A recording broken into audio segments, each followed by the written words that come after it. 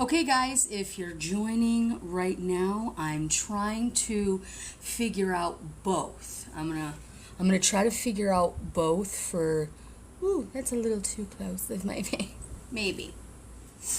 Okay, I'm gonna try to do a live space on, let's see.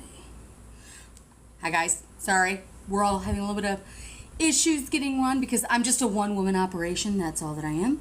So what I am doing is I'm trying to do a Twitter space live at the same time that I'm doing my TikTok live.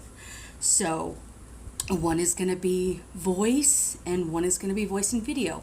But we're going to go through and we're going to read the Mandate for Leadership, the Conservative Promise, Project 2025 from the Heritage Foundation. I'm a very firm believer that knowledge is power, and I know for a fact that people are starting to read and go through this and Google it, and it's terrifying and it's overwhelming. So maybe I figured if I could just read 8-10 pages a day, try to break it down because it is 920 pages. Some say 922. Mine says 920 regardless of what the actual it's ridiculously long, but we're going to go through it because why? Conservatives don't want us to know what's in here. They have been working on this since Reagan, and because they've been working on this since Reagan, they have had time. There's like been 9 or 10 different updates to this mandate, and while Trump seems to think that he's not, I don't know that bitch, I don't know who that is. The problem is I have seen, and I've seen somebody say he is mentioned in this mandate 312 times. 312 times. So guys, from today, every day until the election, I'm going to be reading this out loud. If you come into the space, just make sure you like, comment, follow, share, just so we can get the word out. This is daunting, but I have a voice. I have a very loud, obnoxious voice. And if this is something that I can do, like I said, my grandfather who had ALS used to read to the blind. And if he can do that, I can honor him and do this. So let's get right into it. It is actually 2 binders. This was the first one. This is 500 pages. And then this is the second one. So we'll go through it. Now, I want to do a little bit of housekeeping up front, just so we're clear on the whole end game. I am grateful to live in a democracy, and I know you are too. And I know that there's deflection and infighting and back and forth, but I want to calm those waters because I want you to be able to make an informed decision. If I can get one person to at least hear what I say and hear the words that they are using, the verbiage that they are using, just to change your mind or to have the conversation about why this is so dangerous. Because this is not Joe Biden versus Donald Trump. It's not. It's simply not. This is democracy versus a dictator. This is absolute chaos versus let's get us back on the right track. So, that being said, let's get into reading this. Now, I do not claim to be a political analyst. I'm not a journalist. I am simply a middle-aged special needs mom. I've been married to the same man for 24 years. I identified until several years ago as Christian. I mean, I'm spiritual, but I'm not about nationalistic bullshit. It's just not who I am. So, let's read right into it. And I'm going to screw up words. There are things in here I'm going to slaughter the names. I know it. But we learn as we go. So, that being said, Mandate for Leadership, the Conservative Promise. Forward by Kevin D. Roberts, PhD, edited by Paul Dans and Steve Groves. Don't worry, guys. If I'm on TikTok and you're seeing me and I'm looking sideways, I'm just making sure that Spaces is still running. And it is, which is good. Okay, so that second page is blank. That's good.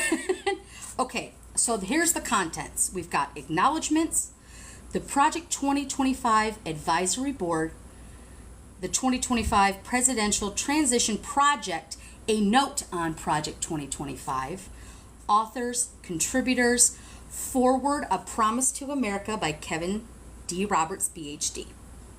So that's the acknowledgements. Then we have section 1, taking the reins of government. So we've got the White House office, Rick Dearborn, the executive of the President of the United States, Russ Voigt. I am so sorry. My allergies are bothering me. I can picture this side of my nose. Maybe I'll take a drink. Rock star time.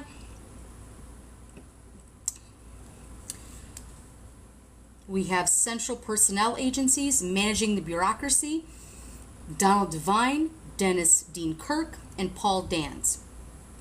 That's section 1, taking reins of the government. Oh, guys, by the way, thank you for gifting. You don't have to gift. I appreciate it. It is greatly appreciated. It is never expected. That just helps me. You can always like, follow, share, subscribe, whatever you want to do. I just want to get this out to everybody, so I appreciate any gifts. If I don't acknowledge it, I am seeing it, but I am just reading.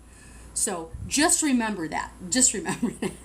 So I appreciate it. I appreciate all the love. I appreciate that you're here and that you want to learn and that you want to understand. So if I'm not acknowledging you here on TikTok, sorry that you can't see that on Twitter, X, whatever. It's Twitter. I'm always going to call it Twitter. Regardless, I appreciate it and I see it and I thank you. So don't think that I'm ignoring it. I see it, but I am reading. Section 2. The Common Defense. Department of Defense, Christopher Miller. Department of Homeland Security, Ken Cuccinelli. Like I said, we're going to learn as we go, and I'm going to slaughter some names. It's going to happen. Department of State, Kieran K. Skinner. Intelligence Community, Dustin J. Carmack. Media Agencies, U.S. Agency for Global Media, Maura Namdar, Corporation for Public Broadcasting, Mike Gonzalez, Agency for International Development, Max Primorak. Okay, so far, we have Section 1, taking the reins of government, Section 2, the common defense, Section 3, the general welfare. The Department of Agriculture, Darren Baxt. Department of Education, Lindsay M. Burke. Department of Energy and Related Commissions, Bernard L. McNamee. Environmental Protection Agency, the EPA, Mandy M. Gunasekara. Correct me if I'm wrong. Department of Health and Human Services, Roger Severino. Department of Housing and Urban Development, Benjamin S. Carson, Senior MD. So you mean to tell me Donald Trump has never heard of this, but Ben Carson, right here, Department of Housing and Urban Development, isn't he a neurosurgeon? Why the fuck is he in here? Because Schedule F. This is what this is. That's why Schedule F is so terrifying. Schedule F is like, I'm going to take all of these civilians who have these government jobs and I'm just going to slap my little MAGA loyalists in there. Oh, okay, that sounds cool, right? No, said nobody. Department of the Interior is William Perry Pendley. Department of Justice, Gene Hamilton. Department of Labor and Related Agencies, Jonathan Berry. Department of Transportation, Diane Furchgott Roth. Department of Veteran Affairs, Brooks D. Tucker. So Section 1, Section 2, Section 3. Section 4, the economy. Guys, if you're just joining, make sure to like, follow, share, comment, subscribe, whatever you want to do. I'm reading Project 2025 from beginning until end, all the way up until Election Day. So that when you make and when you go cast your vote, you have the absolute knowledge and power that is needed to make an informed decision. That you don't have to just, I get it. Maybe you are still a Trumper. Maybe you are. But maybe there's something in here that hits a little too close to home and you're like, I just can't. Maybe this is the deciding factor. Because again, remember guys, knowledge is power. And I want to give you guys all the tools that you need. Because when we hear Project 2025 being Googled over and over and over, but nobody wants to sit and read 920 pages, but I sure the fuck do, and I sure the fuck am. Country queen, bitch, I put the cunt in country. Remember that. Section 4, the economy. Department of Commerce, Thomas F. Gilman. Department of Treasury, William L. Walton, Stephen Moore, and David R. Burton. The Export-Import Bank. The Export-Import Bank should be abolished. Veronique D. Ruggie. The case for the Export-Import Bank, Jennifer Hazelton. So, do you want it or do you... We're going to say why it's bad and we're going to say why it's good. So it's like gaslighting, like all the way around. Awesome. It's starting off good. It's going to be a little dry in the beginning, guys, because it's going to be everything that we're going to go through. It's going to be everybody who's involved. It's going to be all of their organizations, and then we get to the heart of it. So stick with me, because, yeah, it's dry. This whole thing is going to be dry. But there are things in this that you're going to be like, I'm sorry, what the fuck did you just say? What did you just say? This is it. So we've got Federal Reserve, Paul Winfrey, Small Business Administration, Karen Kerrigan, Trade. The case for fair trade, Peter Navarro. Really, Trump? You've never heard of it? Peter Navarro, the man who's in jail right now? I don't know that bitch. Really? You don't know who the fuck this is? Because he's right here. That's your little guy there. And when we go through this, guys, and I read some names, there will be some names that stick out to you, and there will be names that you've never heard of. And again, you're more than welcome to go online to project2025.org and read it for yourself. I decided to treat myself and physically have this printed off because I want this as a historical document that never came to fruition. That is what I want. That is exactly the point of this. The case for free trade, Kent Lassman. Okay, so far, if you're paying attention, and if you're just joining us, we've got taking in the reins of the government, the common defense, the general welfare, the economy. Now, Section 5 is independent regulatory agencies. Financial regulatory agencies, Securities and Exchange Commission and related agencies, David R. Burton. Consumer Financial Protection Bureau, Robert Bose. The Federal Communication Commission, Brendan Carr. Federal Election Commission, Hans A. von Spakovsky. Federal Trade Commission, Adam Kandub. Onward. Onward! That just sounds like such a onward Christian soldier. Okay. And that's Edwin J. Fulner. Okay. So now we'll get into... The acknowledgement is only 1 page long. Let's see. I'm just going through. Acknowledgements. This work, Mandate for Leadership, 2025, The Conservative Promise, is a collective effort of hundreds of volunteers who have banded together in the spirit of advancing positive change for America. Our work is by no means the comprehensive compendium of conservative policies, nor is our group the exclusive cadre of conservative thinkers. The ideas expressed in this volume are not necessarily shared by all. No shit. What unites us is the drive to make our country better. You mean misogynistic and white. Okay. First and foremost, we thank the chapter authors and contributors who gave so freely of their time in service of their country. Yeah? In exchange for what?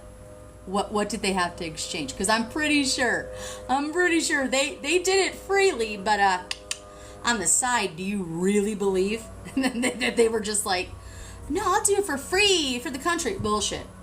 Follow the money. Any of those contributors, follow the money.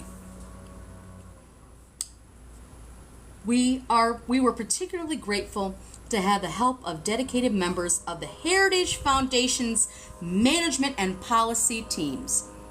For free, my fat ass, okay? All 1,200 acres of it. Executive Vice President Derek Morgan, Chief of Staff Wesley Coopersmith, Associate Director of Project 2025 Spencer, it looks like creatine, I apologize, Cretion, and Thomas A. Rowe, Institute for Economic Policy Studies. Director Paul Ray devoted a significant amount of their valuable time to reviewing and editing the lengthy manuscript and provided expert advice and insight. God, I hope so. The job of transforming the work of dozens of authors and hundreds of contributors into a cohesive manuscript fell upon Heritage's formidable team of editors led by Director of Research Editors Therese Pennefather? I can't. Senior Editor William T. Poole, Marla Hess, Jessica Lothar, Karina Rollins, Kathleen Scaturo, and without whose tirelessly efforts you would not be reading these words. The talented work of Data Graphic Services Manager John Fleming, Manager of Web Development and Print Projects Jay Simon, Director of Marketing Elizabeth Fender, Senior Graphic Designer Grace DeSandro, and Senior Designer Melissa Bluey came together to bring the volume to life. We also thank the dedicated junior staff who provided immeasurable assistance, especially Jordan Embry, Sarah Calvis, and Jonathan Moy. I think we're going to come back to this and we're going to see a lot of names over and over, but it's going to be, here's a name that's connected to this, that's connected to that. So when we hear these names, we're going to be like, wait a minute, I've kind of heard this name before. Where have I heard that? Most important, we are grateful to the leadership, supporters, and donors of each of the Project 2025 advisory board members and organizations, and those of the Heritage Foundation with whom Project 2025 would not be possible. Thank you. Paul Dans and Stephen Groves. So that's the acknowledgement. Just cruising right along. Okay, so here, and this is what, if you want to look, I'm going to read them, but here is the advisory board, and it's a page and a half long. These are actual organizations that were advisory boards to this Project 2025 board. The Alabama Policy Institute, the Alliance Defending Freedom, American Compass, the American Conservative, America First Legal Foundation, American Accountability Foundation, American Center for Law and Justice, American Cornerstone Institute, American Council of Trustees and Alumni, American Legislative Exchange Council, the American Main Street Initiative, American Movement, American Principles Project. My God, is there any other word they can use besides America? America Projects. It's America. America, more America. We've got some more America. It's a little crazy. It's just a little bit nuts. Ooh, here's one without the word America in it. American Moment. Center for Equality Opportunity, Center for Family and Human Rights, Center for Immigration Studies, Center for Renewing America, the Claremont Institute, the Coalition for a Prosperous America, Competitive Enterprise Institute, Conservative Partnership Institute, Concerned Women for America. Concerned Women for America. I'm concerned. Are you? I don't think that's going to mean what we think it's going to mean. Concerned Women for America. I don't think so. I just don't see it. Defense of Freedom Institute, Ethics and Public Policy Center, Family Policy Alliance, Family Research Council, First Liberty Institute, Forge Leadership Network, Foundation for Defense and Democracies, Foundation for Government Accountability, Freedom Works, the Heritage Foundation, Hillsdale College, Honest Elections Project. That's actually really funny to me. Don't worry, there's a whole another half page of who's been on the advisory board. Independent Women's Forum. I'm sorry, that was rude. Sorry, that was even more. Institute for the American Worker, Institute for Energy Research, Institute for Women's Health. Boy, fuck all the way off. Intercollegiate Studies Institute, James Madison Institute, Keystone Policy, the Leadership Institute, Liberty University, National Association of Scholars, National Center for Public Policy Research, Pacific Research Institute, Patrick Henry College, Personnel Policy Operations, Recovery for America Now Foundation, the 1792 Exchange, oh, that sounds super great, the Susan B. Anthony Pro-Life America, right there, Texas Public Policy Foundation, Teneo Network, and Young Americans Foundation. Those are all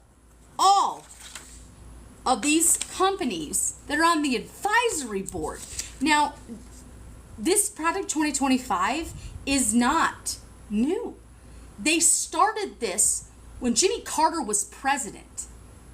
Evangelicals were so pissed off that Carter was Christ-like and they wanted their conservative wrapped up in, so they made this foundation, and boy, Reagan right on it. Carter like, I don't want nothing to do with that.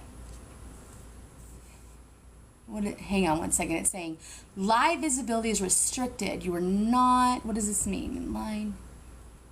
It may contain unoriginal. Okay, so I'm just going to read it out loud what it says on my screen. Hang on one second, guys.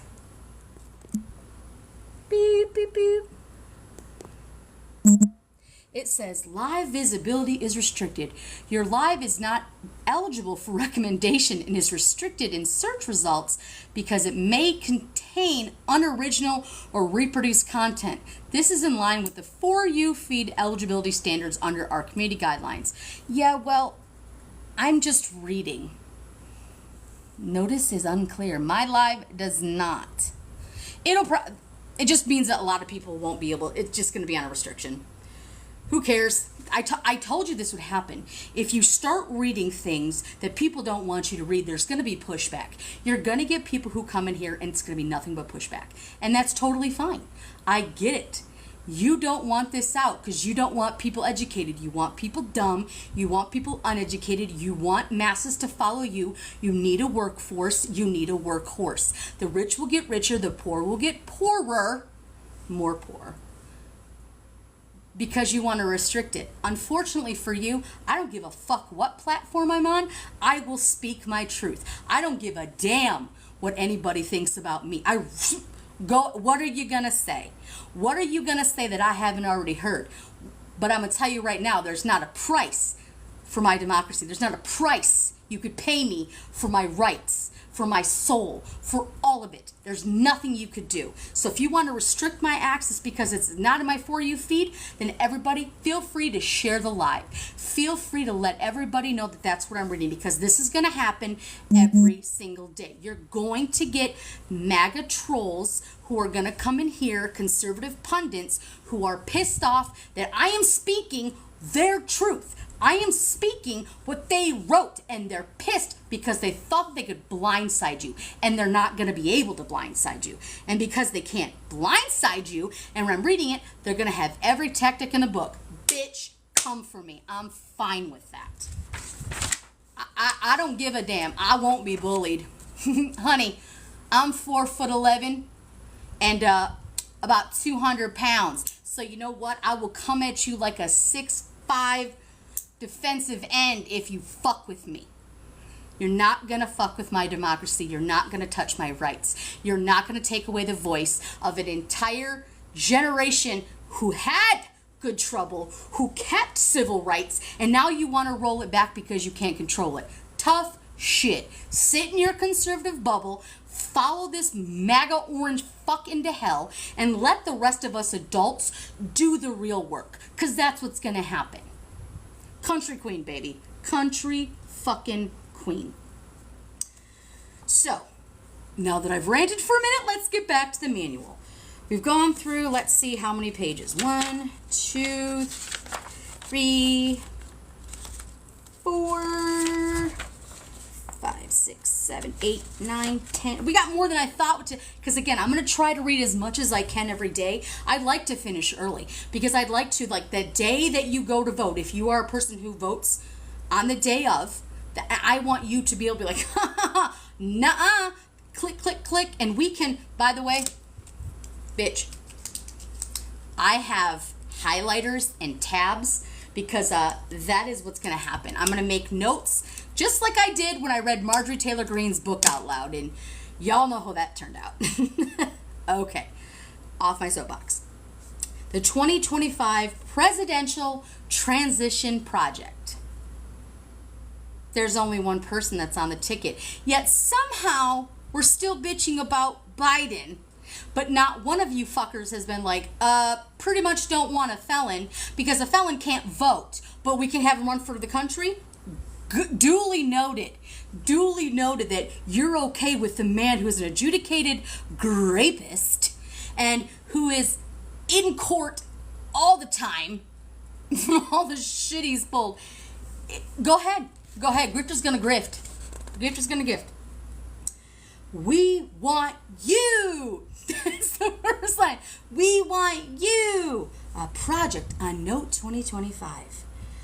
The 2025 Presidential Transition Project is the conservative movement's unified effort to be ready for the next conservative administration to govern 12 p.m. noon, Saturday, January 20th, 2025. A fuck no. So already, beep, beep, beep, you already gone, you already lost, it's all good. Welcome to the mission. Oh, cringe. Welcome to the mission. Should you choose to accept. By opening this book, you are now a part of it. You damn right. I am a part of it. And I want to make sure everybody else in America is a part of it. And anybody around the world who wants to hear about it is a part of it.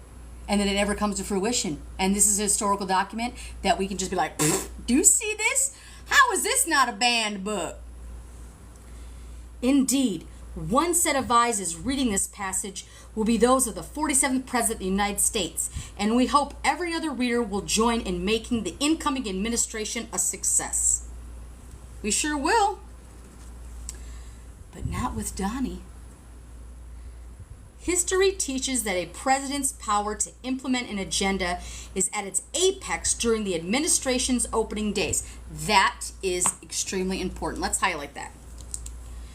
History teaches us that a president's power to implement an agenda is at its apex during the administration's opening days. Because what has this stupid shithead said that he was going to do day one? Exactly. Everything. No, I'm only going to be a dictator for one day, and then we're just going to let it roll off. I mean, come on. How gaslit do you have to be to really be like, oh, just the one day? Oh, we can just let him be dictator. No. That doesn't work that way. You don't get to be a dictator for one day. This is exactly what they're talking about. They are setting this up for noon, January 20th, 2025, in the administration's opening days. It's in their book. It's right there. To execute requires a well-conceived, coordinated, unified plan and trained and committed cadre of personnel to implement it. In recent election cycles, presidential candidates normally begin transition planning in the late spring of election year or even after the party's nomination was secured. Well, we all know it's Trump. So we know he's secured it. That is too late. Okay. The federal government's complexity and growth advance at a seemingly logarithmic rate every 4 years. For conservatives to have a fighting chance to take on the administrative state and reform our federal government, the work must start now. The entirety of this effort is to support the next conservative president, whoever he or she may be. Oh, come on. You really believe in a conservative principle that you think a woman would be president. No, the conservatives don't. No, they don't. Just white dudes from here on out. I do like that verbiage, like, he or she. He or she. Bullshit. Bullshit. Sorry, I lost my spot. Let me look. Whoever he or she may be in the recent. Right here. This is what I was talking about. In the winter of 1980. 1980. 44 years ago. The fledgling Heritage Foundation handed to President-elect Ronald Reagan the inaugural mandate for leadership. In 1980. Pissed off at Jimmy Carter, hands it to Reagan, is like, here you go. All shit started with Reagan. We thought we had it taken care of with Nixon, but fuck no. Here we go. Reagan. Reaganomics. This collective work by conservative thought leaders and formal government hands, most of whom were not part of the Heritage, set out policy prescriptions, agency by agency, for the incoming president. The book literally put the conservative movement and Reagan on the same page. Okay, you put him on the same page because sounds a little Clarence Thomasy. I'm just saying, sounds a little Clarence Thomasy. P.S. You should have listened to Anita. I said that shit when I was 12 years old. Y'all should have listened to Anita. But no. And the revolution that followed might never have been, save for the band of committed volunteer activists. Conservatives don't do shit for free. Please. With this volume, we have gone back to the future and then some. It's not 1980. No shit. In 2023, the game has changed. And again, look at how many times the mandate has been revised. You can look it up. That is, Google is free. Google is free. The long march of cultural Marxism through our institution has come to pass. The federal government is a behemoth weaponized against American citizens and conservative values, with freedom and liberty under siege as never before. Listen, y'all can be as conservative as you want, but when your beliefs trample on another person's belief, that is not Christ-like. That is nothing Christian, okay? When your beliefs trample on somebody else's life who is just living their life. Look, as long as you are not hurting children, as long as you are not essaying people, as long as everything is consensual between adults, let people live their damn life. No, you don't want to live their life? Go right ahead. The task at hand to reverse this tide, to restore our republic to its original moorings, is too great for any one conservative policy shop to spearhead. It requires the collective action of our movement. With the quickening approach of January 2025, we have 2 years and one chance to get it right. Bitch, you have 17 days to get it wrong. Because we're going to flip it. We're going to flip it. Project 2025 is more than 50 and growing of the nation's leading conservative organizations. Highlight that right there. Project 2025 is more than 50 and growing organizations joining forces to prepare and seize the day. You tell me, Carpe Diem? Oh, okay. The axiom goes, personnel is policy, and we need a new generation of Americans to answer the call and come to serve.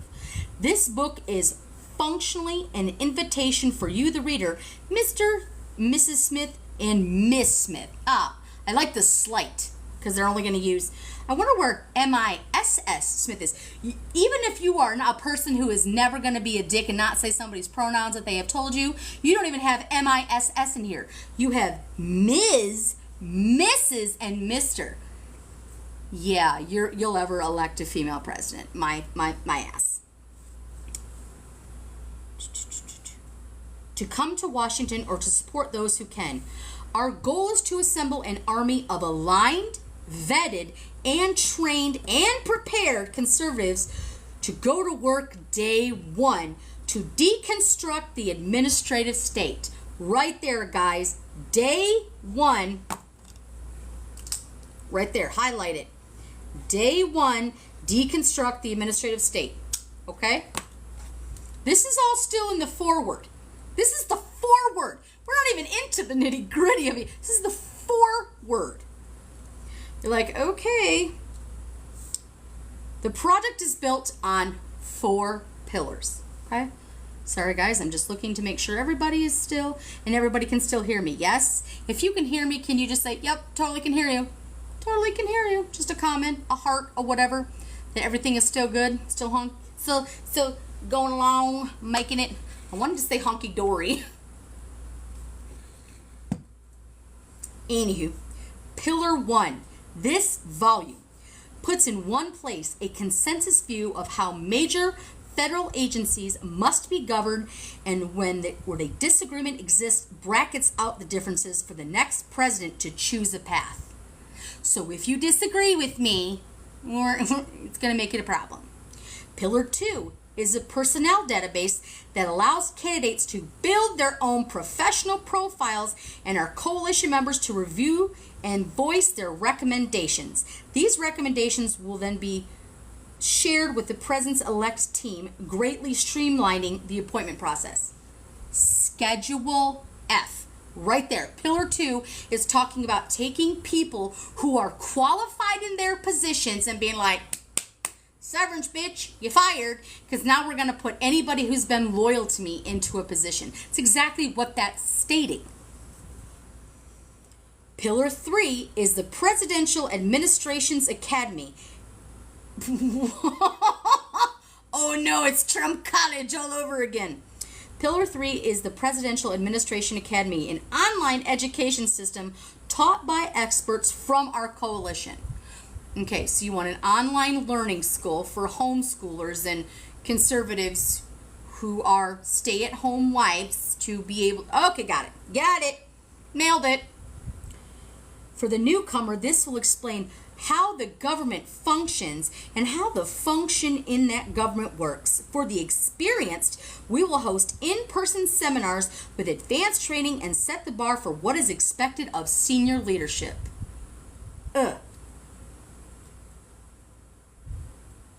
Pillar 4, the playbook. Right here. We are forming agency teams and drafting transition plans to move upon the president's utterance of "So help me God." That is important. That is important. Why? While I myself were a Christian, "So help me God" doesn't pertain to everybody.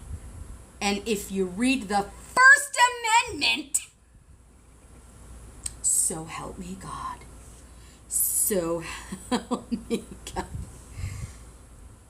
As Americans living at the approach of our nation's 250th birthday, we have been given much. As conservatives, we are as much required to steward this precious heritage for the next generation.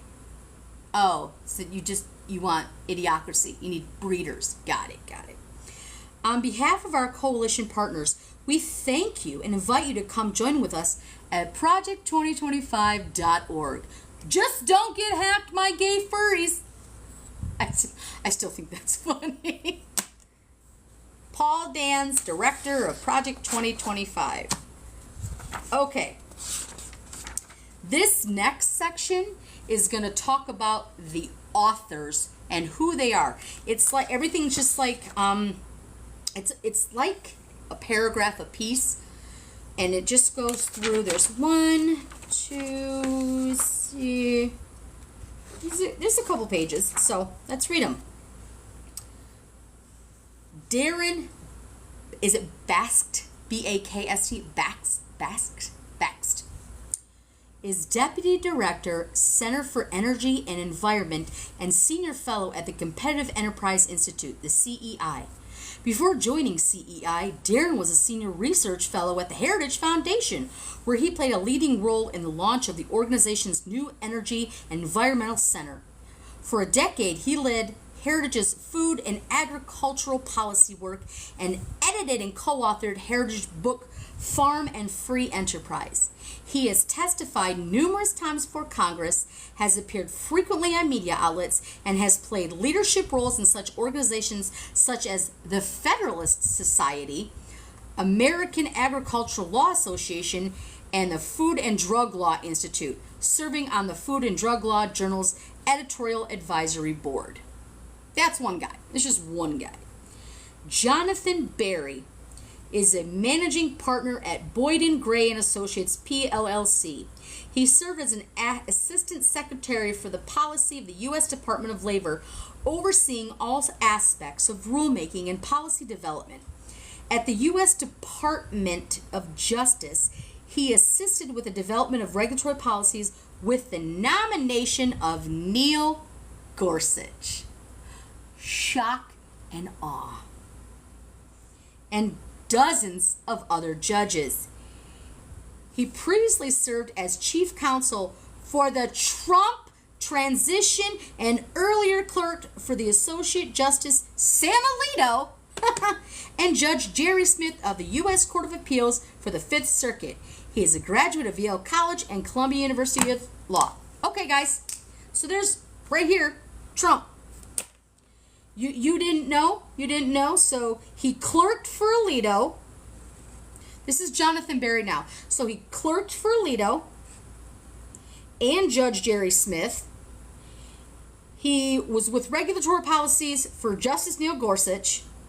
And he was the chief counsel for the Trump transition. But Trump does not know who this bitch is. Make it make sense. I just don't even understand. All right, everybody, take a drink. Woo! Get your water in. Okay. Lindsay M. Burke is the director for the Center for Education Policy at the Heritage Foundation. Burke served on Virginia Governor Glenn Youngkin's Transition Steering Committee and Landing Team for Education. Oh, Glenn Youngkin. Yeah, we all know how we feel about Glenny. She serves on the board of visitors for the George Mason University, the Board of Educational Freedom Institute, and the advisory board of the Independent Women's Forum Education Freedom Center. Dr. Burke's research has been published in such journals as Social Science Quarterly, Educational Research and Evaluation and Research in Educational Administration and Leadership. She holds a bachelor's from Holland University, an MA from the University of Virginia, and a PhD from George Mason University. On to David Burton. David Burton is a senior fellow in the economic policy in the Thomas A. Rowe Institute for Economic Policy Studies at the Heritage Foundation. He focuses on securities, regulation, tax policy, business law, entrepreneurship, administrative law, financial policy, the U.S. Department of Commerce, corporate welfare, international investment, international information sharing, the U.S. economic relations with China, and climate-related financial risk. So he holds many hats. Hang on one second. Let me see.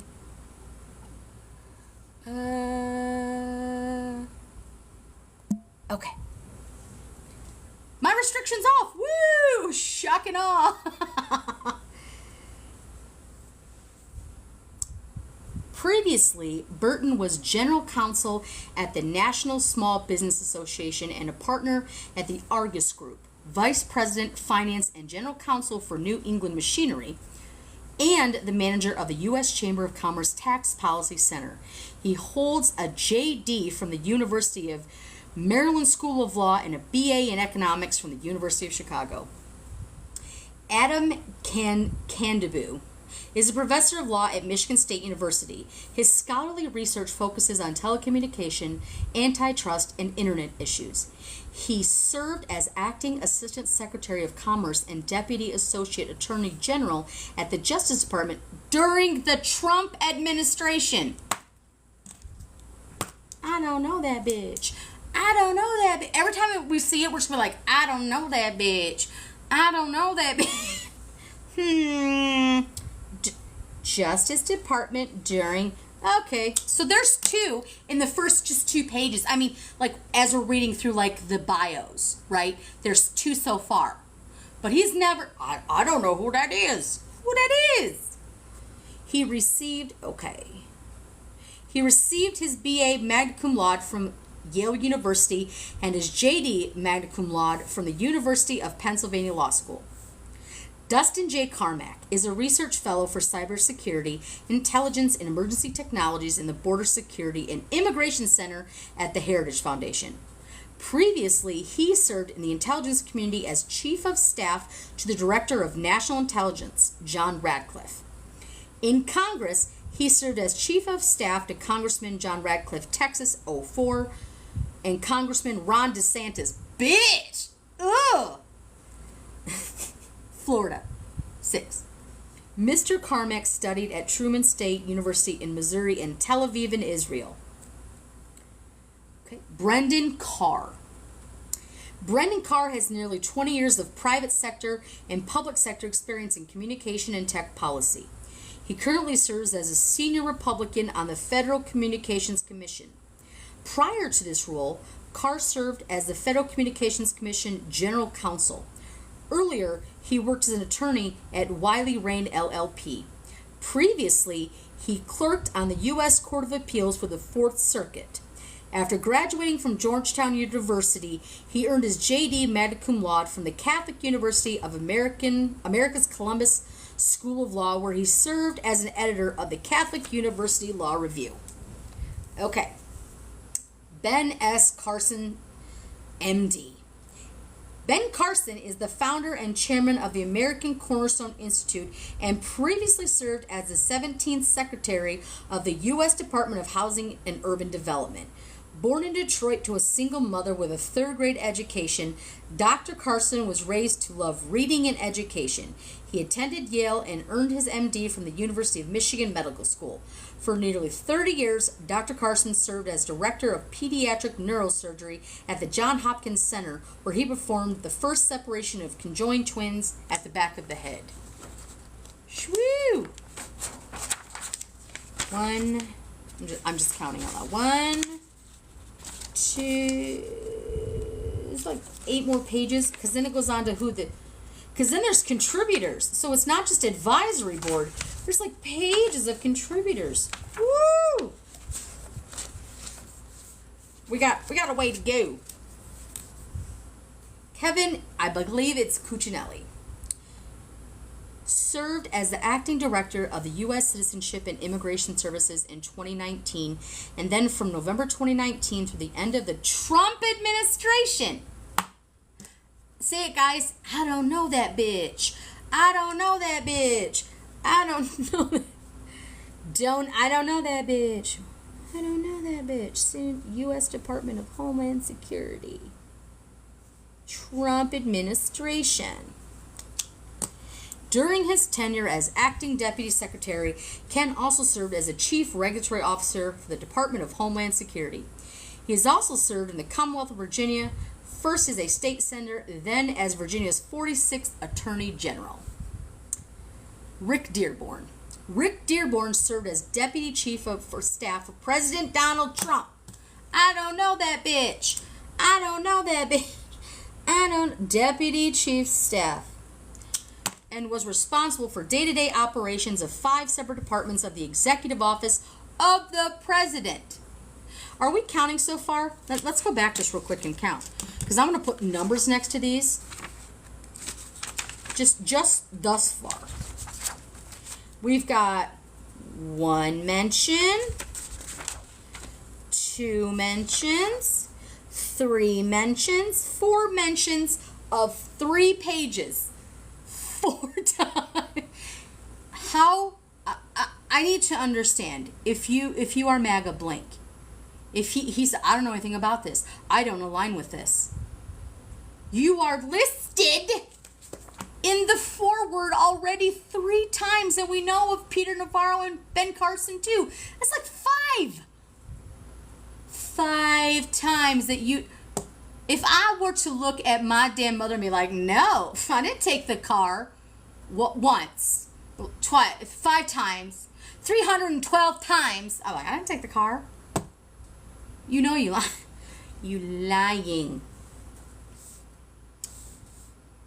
Rick Dearborn. He also served as the executive director of the 2016 President-elect Donald Trump transition team. Same guy. So you were the deputy chief of staff, and then you went on and also served as President-elect Donald Trump's transition team. Before that, Rick served in several roles, including chief of staff in the office of the then U.S. Senator Jeff Sessions for nearly 2 decades. Between his 2 tours as the Senator Sessions' office, he was appointed by President George W. Bush as Assistant Secretary for Energy for Congressional Affairs. Earlier in his career, Rick worked for the National Republican Senatorial Committee, the Senate Republican Conference, and the Senate Steering Committee. He graduated from the University of Oklahoma with a BA in Public Administration and minor in Economics. Veronique D. Is it Ruggie? Ruggie. R-U-G-Y. I apologize. We're going to say Veronica. Is the George Gibbs Chair in Political Economy and Senior Research Fellow at the Mercatus Center at George Mason University and a nationally syndicated columnist. Her primary research interest includes U.S. economy of the federal budget, taxation, tax competition, and cronyism. All right. Now we're cooking with gas. I'm going to call her DeRuggie. It just sounds, we're going to call her DeRuggie. Veronica is the author of the weekly opinion column for the Creators Syndicate, writes regular columns for Reason Magazine, and blogs about economics at National Reviews Online in the Corner. That's a weird name. She received her MA in economics from the Paris Dauphine University, and her PhD in economics from Sorbonne University. Okay, Donald Devine. Donald Devine is a senior scholar at the Fund for American Studies in Washington. He was President Ronald Reagan's first-term office personnel management director when the Washington Post labeled him Reagan's terrible swift sword of civil justice. I mean, that's a term I'd want somebody to use for me, right? I'm the terrible swifty sword. Ew, right? I don't know. Maybe not. I don't know. Now I'm like, players gonna hate. For cutting bureaucracy and reducing spending by billions of dollars. He was a professor at the University of Maryland and Bellevue University and is a columnist and author of 10 books, including the recent The Enduring Tension. Diane Roth. Diane is an Oxford scholar, educated economist, what's wrong with me? Economist, directs the Center for Energy, Climate, and Environment at the Heritage Foundation. Oh, so she believes climate change is bullshit. Got it. And is adjunct professor of economics at George Washington University. Diana served as Deputy Assistant Secretary for the Research and Technology at the U.S. Department of Transportation, where she directed the department's $1.2 billion research budget, the Office of Positioning, Navigation and Timing of the Spectrum Management, and the University Transportation Center programs. Diana worked in senior roles at the White House under President Ronald Reagan, George W. Bush, George H.W. Bush, George W. Bush, where she was the Chief of Staff and Counsel for Economic Advisors. I'm about to beat Bush's ass. You did this! You and your daddy. Mandy M. Gunasakara. in Oxford, Mississippi, is a principal at Section 7 Strategies, a senior policy analyst at the Independent Women's Forum, and visiting fellow in the Center for Energy, Climate, and the Environment at the Heritage Foundation. During the Trump administration, Mandy served as a chief of staff at the U.S. Environmental EPA, as well as principal deputy assistant administrator for the Office of Air and Radiation. There we go, guys. There's number 5. Mandy. What was it again right there? Heritage Foundation. She previously didn't roles. Unbelievable. Chief of Staff of the EPA. I don't know that. How can you elect such a fucking liar just based on lies? We know he's a trash panda. We know all the bullshit he's done. He's saying he does. I don't know what that is. I don't know what that is. Just elect me. I'm good. Where are we? The U.S. Representative and the U.S. Senate, including the Majority Counsel for the Senate Environment and Public Works Committee under Chairman Jim Inhofe. She received her BA from Mississippi College and her JD from the University of Mississippi Law School of Law.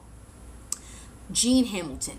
Jean Hamilton is Vice President and General Counsel of the American First Legal Foundation.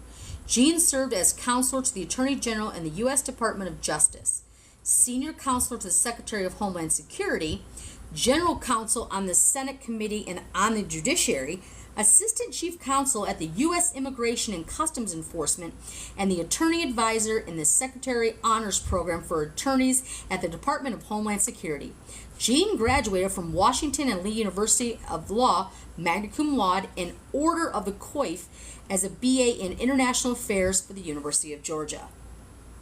Jennifer Hazelton. Jennifer Hazelton has worked as a senior strategic consultant for the Department of Defense in industrial-based policy and has held senior positions at USAID, the Export-Import Bank of the United States, the State Department. She was also a communications director in the U.S. Congress and has worked as award-winning journalist for CNN and Fox News. Hazelton holds a MA in Business Administration from Emory University and earned her BA from University of Georgia. If you're just joining us, guys, I'm just looking up and just seeing if there's anything that I need to look at. I'm just trying to read through it right now. Later on, we can take questions or we can kind of think tank it. I just want to get through like this super dry shit that this is so we know who we're dealing with. This is like our cat. Like if you're doing a book report in school, this is a list of characters. Then there's the plot. So I know it's boring as fuck, but it's okay because we have to get through the boring to get through the meat of it. And a lot of this is going to be like, what? And then you're going to be like, ooh, say that again? Some of it won't apply to you. Some of it will apply. All of it will apply to you. So let's just get through what these actually are, who they actually are. And again, if you're coming in here, like, follow, share, comment, subscribe, whatever you want to do.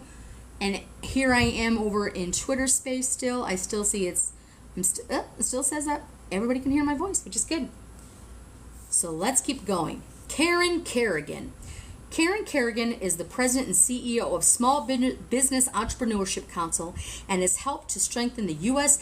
entrepreneurship and global business growth for 28 years.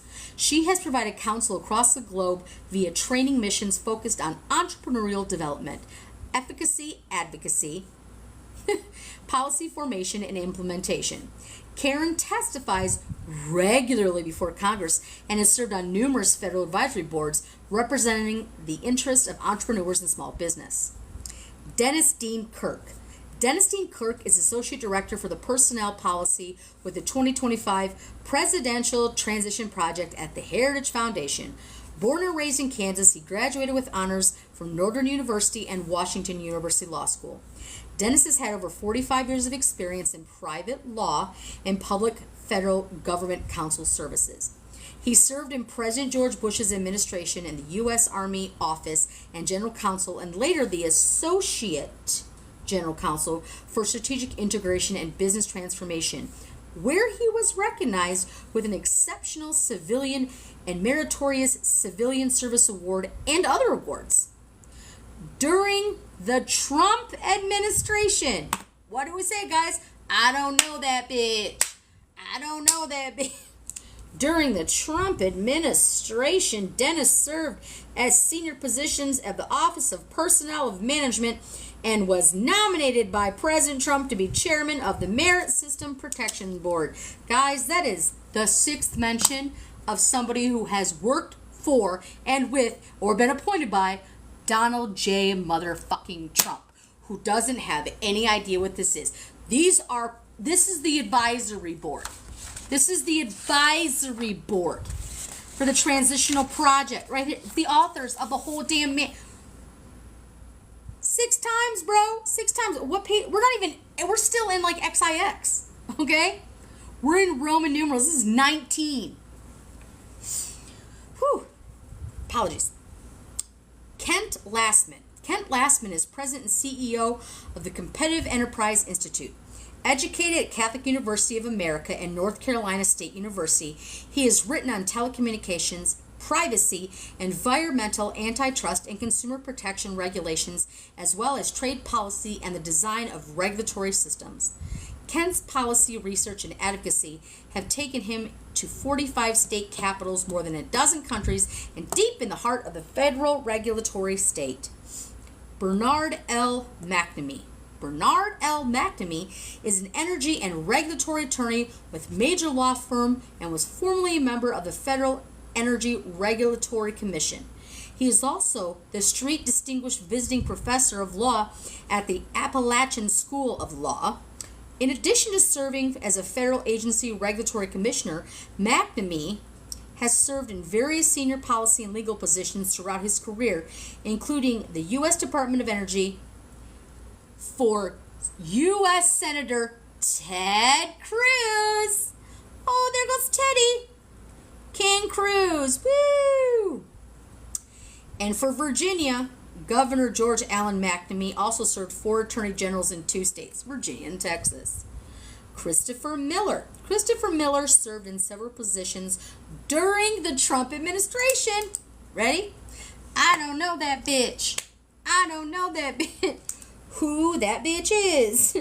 So he served as acting U.S. Secretary of Defense, Director of the National Counterterrorism Center, the Deputy Assistant Secretary of Defense for Special Operations and Combating Terrorism, and Senior Director for the Counterterrorism and Transitional Threats to National Security Council. All under Trump. All under Trump.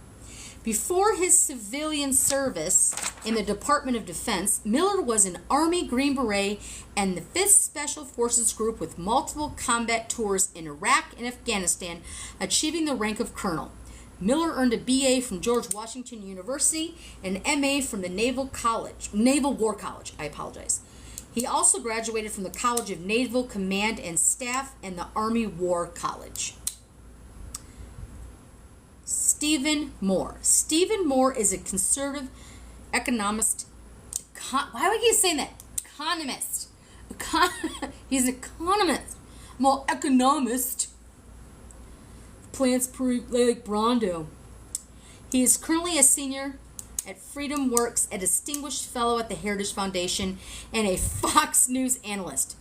From 2005 to 2014, Moore served as a senior economics writer for the Wall Street Journal editorial page and is a member of the journal's editorial board. He still contributes regularly to the journal's editorial page. He is a frequent lecturer to business investment in the university audiences around the world on the U.S. economic and political outlook in Washington, D.C. Maura Namdar. Maura Namdar is an attorney and senior fellow at the American Foreign Policy Council. She speaks fluent Farsi and is an expert on the U.S. national security, human rights, global communications, the Middle East, and international law. Morris served as senior advisor for critical issues at the U.S. State Department and was appointed by President Trump. Ready, guys? What time is it? I don't know that bitch. 8. I don't know that bitch. I don't know that bitch. I need that, like, needs to be like a sticker. I don't know that bitch. Morris served as a senior advisor for critical issues at the U.S. State Department and was appointed by President Trump to perform the duties of Assistant Secretary of State of Consular Affairs. She also served as Vice President of Legal Compliance and the Risk of the U.S. Agency for Global Media. Guess who the next one is? Peter motherfucking Navarro, who's in prison right now. So ready, guys? I don't know that bitch. Number 9. Hang on one second. What is this saying? Verify to continue. Yeah, I'm still doing my live. Durr. Peter Navarro holds a PhD in economics from the Harvard, is one of only 3 senior White House officials to serve with Donald Trump from the 2016 campaign to the end of the president's first term. Because he don't know that bitch. He was the West Wing's chief China hawk and trade czar and served as director of the Office in Trade Manufacturing Policy and Defense Production Action Policy Coordinator. His books include The Coming of the China Wars, Death by China, Crouching Tiger, and his White House memoir, In Trump Time, and Taking Back Trump's America White House. Taking Back Trump's America in the White House.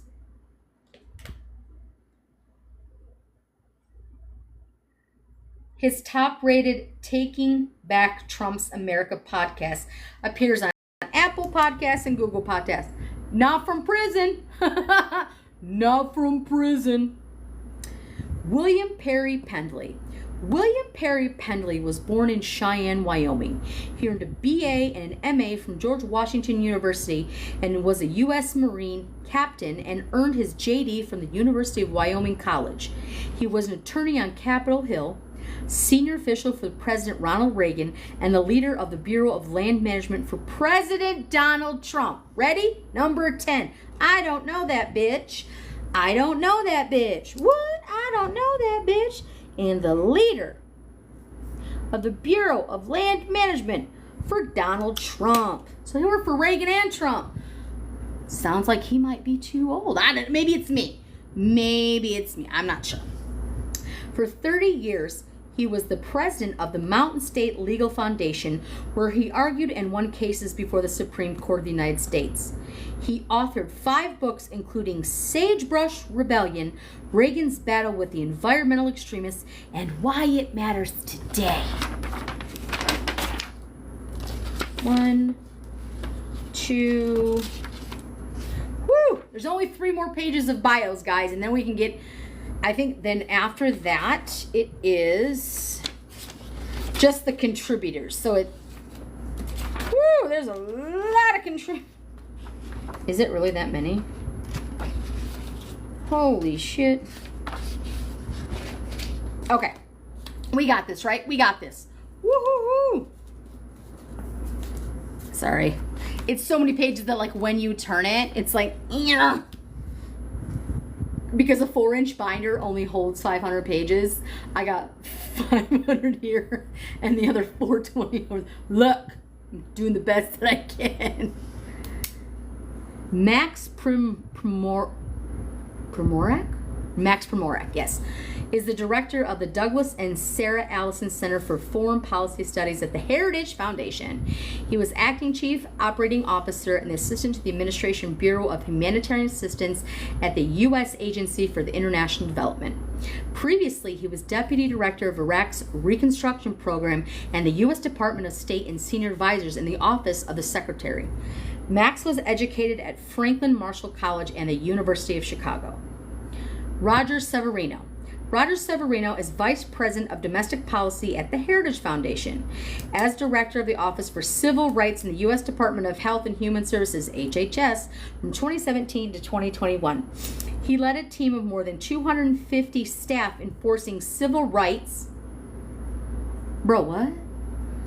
conscience, and the health information privacy laws. Roger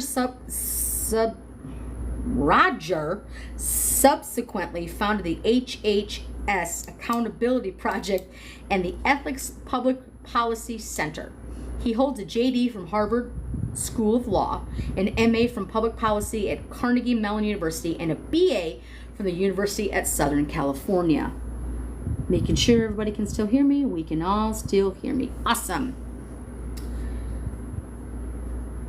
Is it Chiron? Chiron K. Skinner. Chiron K. Skinner is president and CEO of the Foundation for America and the World Taub Professor of the International Relations at the Politics at Pepperdine University School for Public Policy. W. Glenn Campbell Research Fellow at the Hoover Institution and a visiting fellow and senior advisor at the Heritage Foundation. Skinner served as Director of Policy and Senior Advisor at the U.S. Department of State from 2018 to 2019 and was a member of the Defense Business Board at the U.S. Department of Defense in 2020. Skinner holds an MA and a PhD in Political Science from Harvard and undergraduate degrees from Spelman College and Sacramento City College. Brooks D. Tucker. Brooks D. Tucker served in the U.S. Department of Veteran Affairs and Assistant Secretary for the Congressional and Legislative Affairs from 2017 to 2021 and the Acting Chief of Staff from 2020 to 2021. He helped craft the policy framework for President-elect Trump's transitional team as he served on the Senior Policy Advisory Board for the National Security and Veteran Affairs to Senator Richard Burr from 2010 to 2015. Ready, guys? Number 11. I don't know that bitch. I don't know that. I'm just like, how many did he even read any of it? I mean, can he read? I mean, did they draw it in crayon? Like, sir, you absolutely know what this is. You know what this is. I don't know why you're acting like you don't know what it is, because you absolutely know what it is. But ready? I don't know that bitch. I don't know. Woo! A retired Marine Lieutenant Colonel, Brooks served in Afghanistan, Iraq, North Africa, in the Western Pacific. He's a graduate of University of Maryland, Marine Corps Infantry Office Course, and the Marine Corps Commander and Staff College, and holds a certificate in Legislative Studies from Georgetown University. Hans A. von Spakovsky. Hans is a senior legal fellow and manager of the Election Law Reform Initiative and the Edwin Meese Center, the third Center for Legal Judicial Studies at the Heritage Foundation. He is a former member of President Donald Trump's Advisory Commission. Did I somehow... Is my mic still on? Somehow I turned it down. I apologize. Ready, guys? Hans. Number 12. I don't know that bitch. And what was he? Former member of President Trump's Advisory Commission on Election Integrity. Ooh, but he don't know that bitch. From 2006 to 2007, Hans, turn the page. It like wants to rip the page. Yep. Hans was a commissioner on the Federal Election Commission. He served as career counsel to the Assistant Attorney General for Civil Rights in the U.S. Department of Justice from 2002 to 2005. Drink break.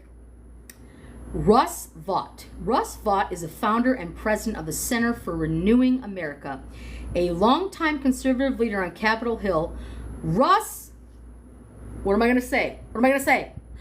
I don't know that bitch. Boom. I don't know that. Number 13.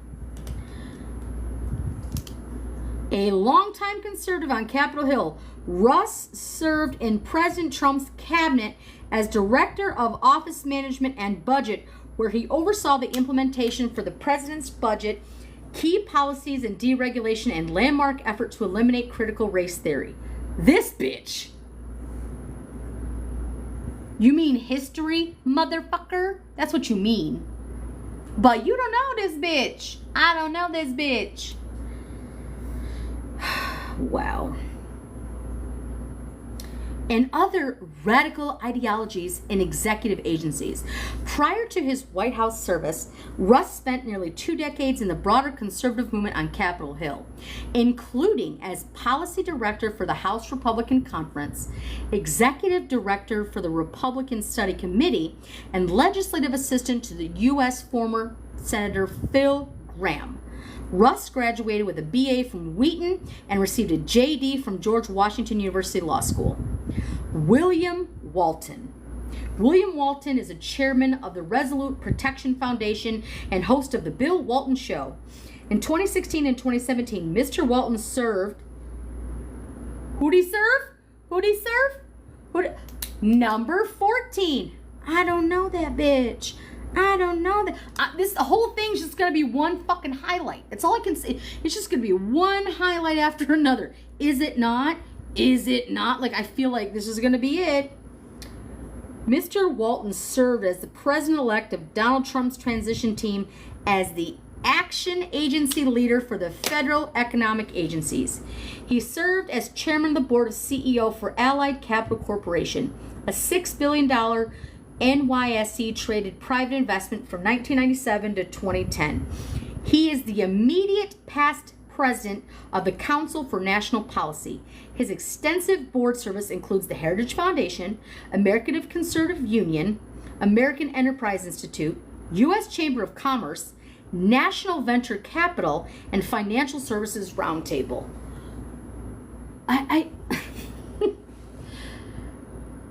If they just handed him the packet like this, sir, there's like, if you just want to read like these 20 pages, can you tell me you've never heard of these people who have literally been authors on this? Paul Winfrey. Paul Winfrey is a distinguished fellow in economic policy and public leadership at the Heritage Foundation. Before joining Heritage in 2018, Paul was deputy assistant to the president. I don't know that bitch. I don't know that bitch. Wow. Assistant to the president in 2018. Deputy Director for Domestic Policy Council and Director of the Budget at the White House. During the 2016 presidential transition, he led the team responsible for the Office of Management and Budget. He has also served as senior staff for the U.S. Senate Committee on the Budget. Paul served both Biden and Trump administrations for 3 terms as chair of Fulbright Foreign Scholarship Board and oversees the Fulbright program and educational exchanges sponsored by the Department of State. It's the first time we've ever seen anything, and Joe's been in it forever, so this guy knows some shit. We're going to see Paul come up again. I'm going to guarantee it. Watch. Okay, now we're on to the editors. Paul Dans.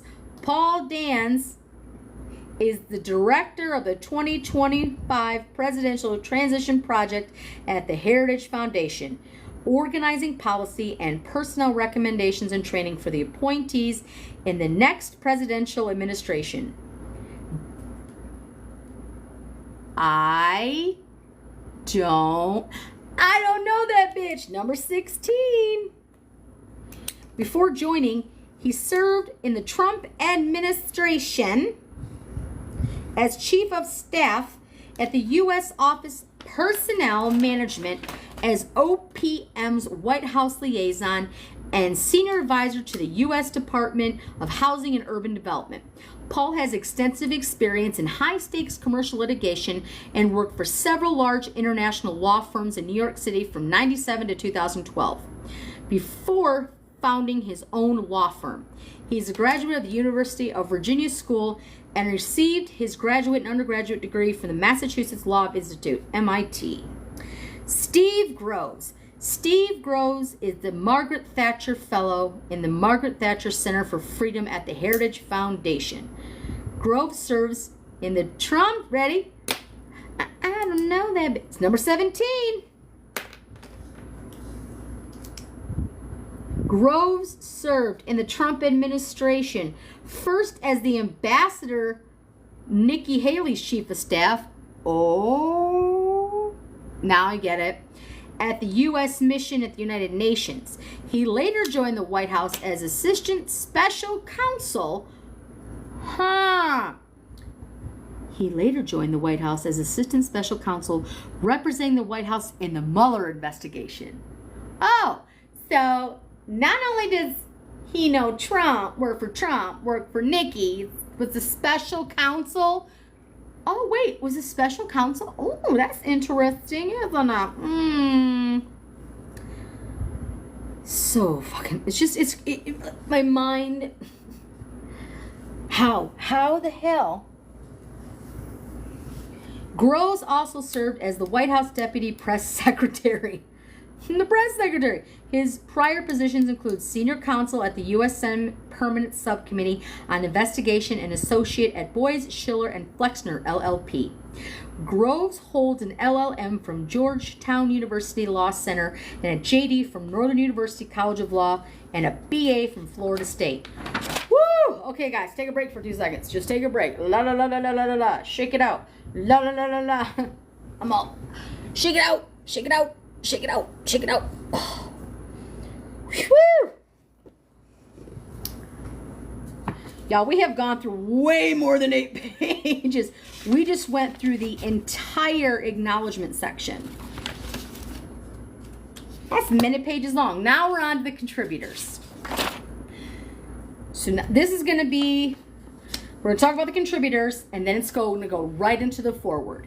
And then I'll probably do another half hour just because we're on a roll. Might as well just keep going. The contributors listed below generously volunteered their time and effort to assist the authors in development and writing of the volume's 30 chapters. There are 30 chapters. Ooh, this is going to be some story time. Thank God we have some time before the election. The policy views and reform proposals herein are not all-inclusive catalog of conservative ideas for the next president, nor is there unanimity among the contributors of the organization which they are affiliated in regards to recommendations. So, Mark Albrecht, Chris Anderson, we've got Jeff Anderson, Michael Anton, EJ Antoni, Andrew Arthur, Paul Atkins, Julie Axelrod, James Bacon, James Baer, Stuart Baker, Eric Baptist, Brent Bennett, John Berlow, Russell Berman, Sanjay Bhagat, Stephen Billy, Bradley Bishop, Willis Bixby, Josh Blackman, Jim Blue, Robert Bortins, Rachel Bovard, Robert Bowes, Matt Bowman, Stephen J. Bradbury, Preston Brashers, Jonathan Bronitsky, Kyle Bronsnan, next Patrick T. Brown, Robert Burkett, Michael Burley, David Burton, Jonathan Butcher, Mark Busby, Margaret Bytefield, David Bird, Anthony Campow,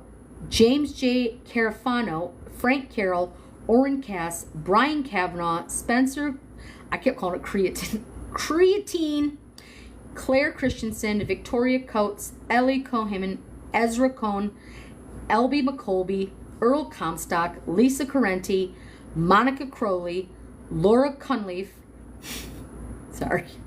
Tom Dans, Sohan Dasgupta, I think I pronounced it wrong, obviously, Sergio de la Pena, Christopher D. Ruddier, Corey DeAngelis, Caroline DeBerry, Ariel Del Turco, Irvi Dennis, David Deptula, Donald Devine, Chuck DeVore, C. Wallace DeWitt, James DePayne, Matthew Dickerson, Michael Ding, David Ditch, sorry. I'm 12 years old sometimes. Sometimes I'm 12. Natalie Dodson, Dave Dory, Max Eden,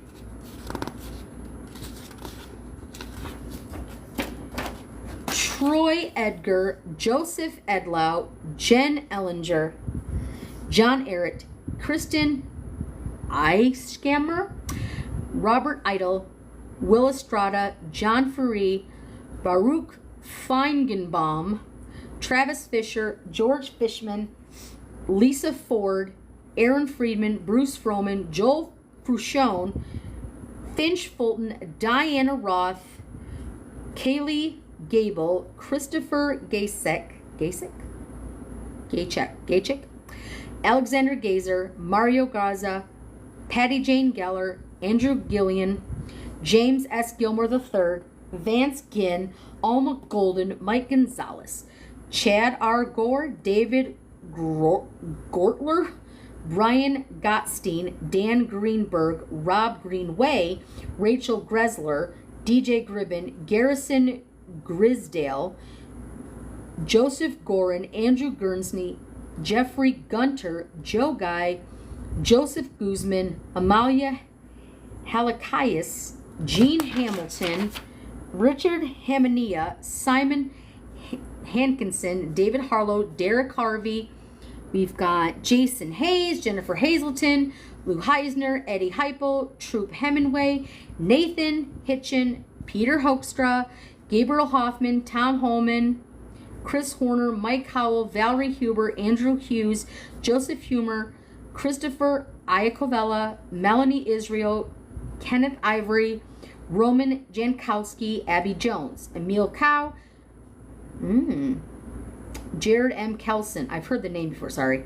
I was like, Aaron Hardy, Allie Kim Martin, Julie Kirshner, Dan Kish, Kenneth A. Klukowski, Adam Korzenowski, Kathy Kovarik, Bethany Kozman, Matthew Kozma, Julius Crean, Stanley Kurtz, David Sert, Paul J. Larkin, Kent Lastman, James R. Lawrence III, Paul Lawrence, Nathan Lemur,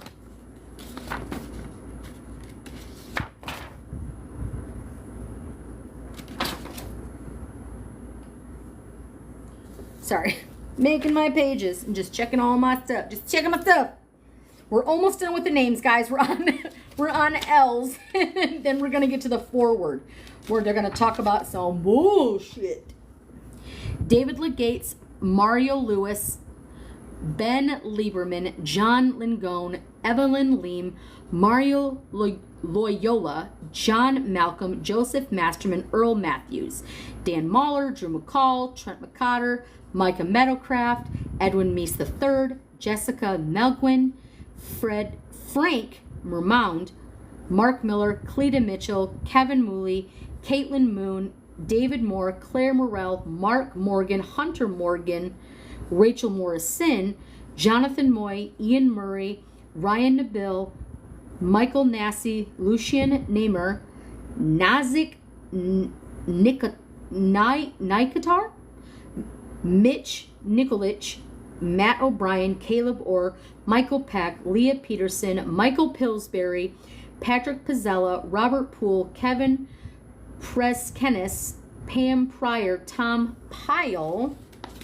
Next, John Radcliffe, Paul Ray, Joseph Redden, Jay Richards, Jordan Richardson, Jason Richwine, Sean Riley, Laura Lies, Leo Rios, Mark Robeck, James Rokas, Mark Royce, Reed Rubenstein, William Ruger, Austin Roos, Brent Sadler, Alexander William Salter, John Sanders, Carla Sands, Robbie Stephanie Saunders.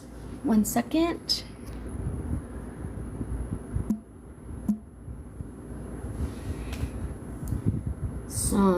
John Sanders, Robbie Stephen Saunders, okay, David Sov, Brett Schaefer, Nina Karenko Schaefer, Matt Schuck, Justin Schwab, Justin Schwepp, Mark Scribner, Darren Selnick, Josh Sewell, Kathleen Sagama, Matt Sharp, Judy Shelton, Nathan Symington, Lauren Smith, Zach Smith, Jack Spencer, Adrian Sparrow, Thomas Spoer, Peter St. Own, Chris Stanley, Paula M. Stannard, Parkos Stanthatos, William Steiger, Ken Stein, Corey Stewart, Mary Stahl, Catherine T. Sullivan, Brett Swearingen, Michael Sweeney, Robert Swoop, Aaron Sbow, Kathleen Talento, Tony Tata, Farnaz Farkish Thompson, Todd Thurman, Brent Tolman, Kayla M. Tonenson, Joe Trotter, Tevye Troy, Clayton Tufts, Aaron Valdez, Mark Vandroff, Jessica M. Vaughn, John J.V. Venable, Morgan Lorraine Vina, Andrew N. Vollmer, Hans A. Van Spanakowski, Greg Walcher, David M. Walsh, Aaron Walsh, Jacqueline Ward, Emma Waters, Micah Williams, Aaron Wolf, Jonathan Wolfson, Alexi Waltornist, Frank Wacko, Caesar Ybarra, John Zadronzi, and it looks like Laura Zork. Woo! Clap for a minute. We got, holy Jesus. I mean, but look at that, guys. We got, I can't even pull it up. Let me just count real quick. 1, 2, 3, 4, 5, 6, 7, 8, 9, 10, 11, 12, 13, 14, 15, 16, 17, 18, 19, 20, 21, 22, 23, 24, 25, 26, 27, 28. It's like 36 pages. I know. That was like, oh my God. Is this like 8th grade English again? I don't want. Can we just take a break? This is like Econ 101. Ugh. Okay. Let's get into the nitty damn gritty. This is the foreword.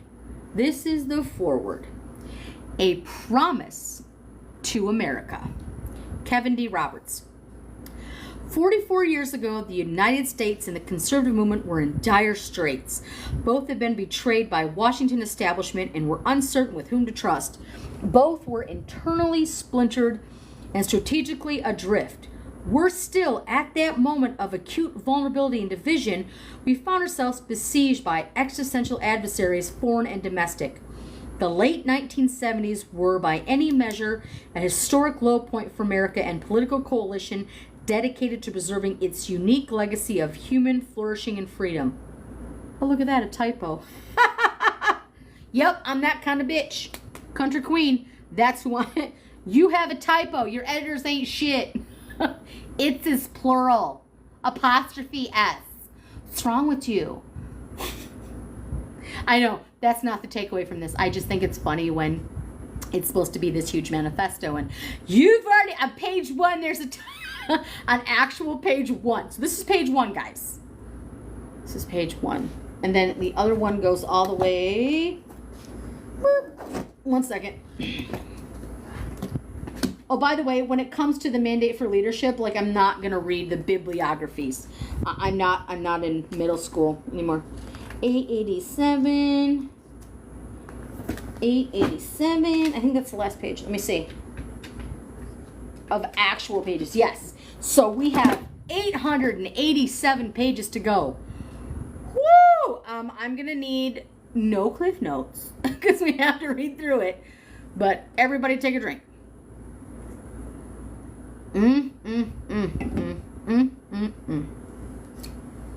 Today, America and the conservative movement are an enduring era of division and danger akin to the late 70s. Bitch, Nixon wasn't fucking shit compared to Trump. No. Now, as then, our political class has been discredited by wholesale dishonesty and corruption. Look at America under the ruling and cultural elite today. Inflation is ravaging family budgets. Drug overdose deaths continue to escalate, and children suffer toxic normalization of transgenderism with drag queens and pornography invading their school libraries. Bitch, this is page 1, and you're already bitching about drag queens, transgenderism, your toxic normalization, drug overdose, and inflation. Like none of you are responsible for... Look, inflation is greed, okay? All the big companies, they've raised their prices for greed. COVID allowed greed. But you're talking about drag queens on page 1. I would like you to show me all of the evidence where drag queens harm more children than any of your fucking pastors, preachers, white men of authority. Show me. I want to see the stats because I'm going to guarantee you, and it's not zero. Don't get me wrong. There are not 0 drag queens that have not essayed someone. I get it.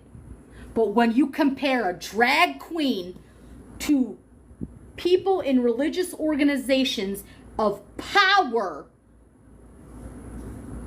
show me the stats. But you're bitching about drag queens day one. Somehow that's toxic because somebody has makeup on. Make it make sense. You can't, so you'll bitch about it. Let's see what's next. Overseas communist dictatorship in Beijing is engaged in strategic, cultural, and economic Cold War against America's interests, values, and people, all while global elitists in Washington awaken only slowly to the growing threat. Moreover, low-income communities are drowning in addiction and government dependence. You keep the poor poor. You need the poor poor. The low-income families that you're talking about, when we go through this, you're trying to strip all their shit away. You're trying to strip it all away. Baby doll, in here it talks about you want to cut Head Start. So please explain to me how low income is going to not be government dependent when you're cutting services like Head Start. But don't worry, we'll get to that because somehow you're the savior because you're the pro-life crowd. That's who it is. That's who you are. But here, right here, oh, low-income families. What percentage of the top wealthiest people in the United States are black, Hispanic, female?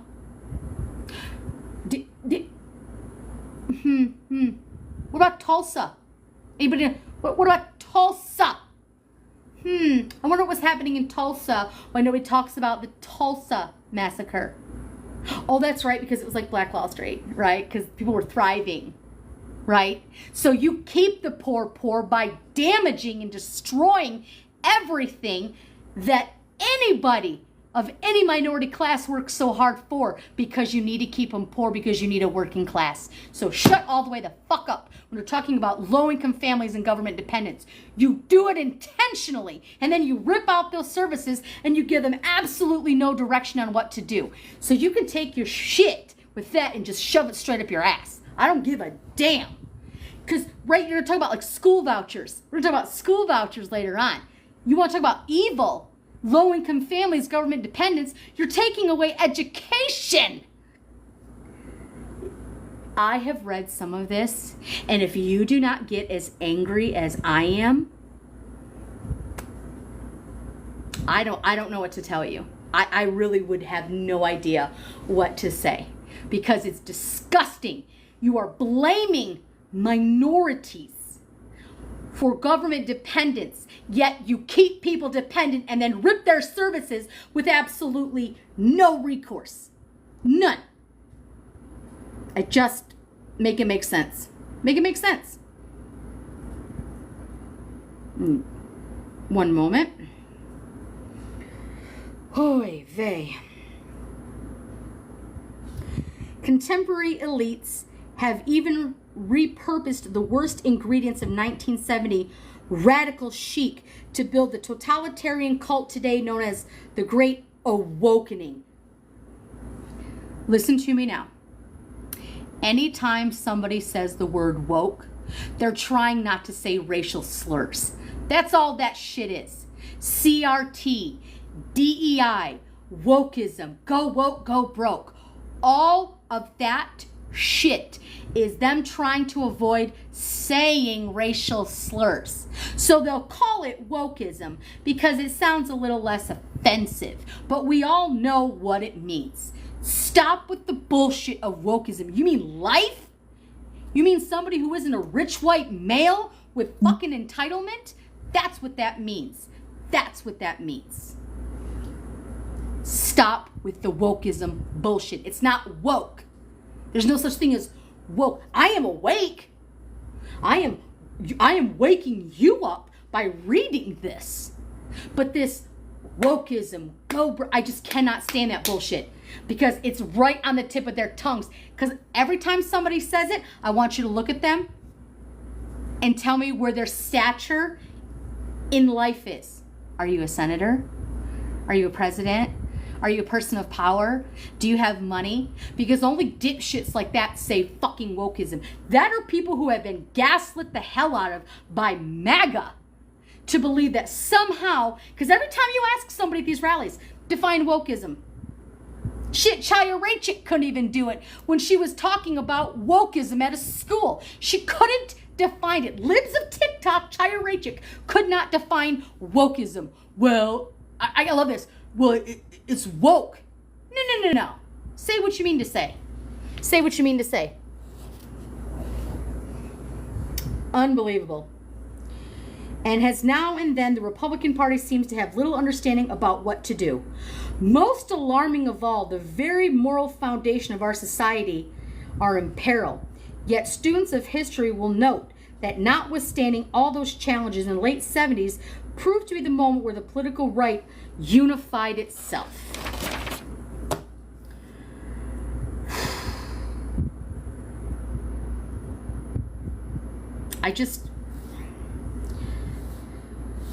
I know it gets me fired up. I understand I'm loud. I understand I'm obnoxious, but I need you to understand what's at stake. You have people writing manuals about wokeism. Think about that for a minute. You have people blaming people who are lower economic status than them on dependents. Think about that for just a minute. For just a second.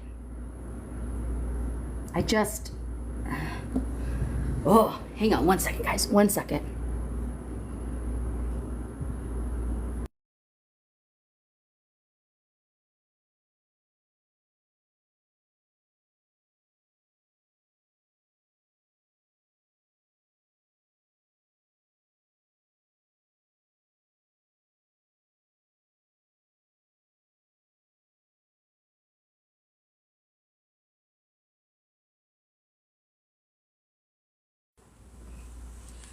My apologies. 1 second.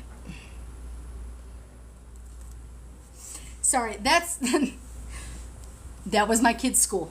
I have to pick him up early. But that's okay. See? Being a mom never stops no matter what you're doing. I don't like this right there. Hang on 1 second. Ugh. My nose is like dry. So 1 second, please. 1 second.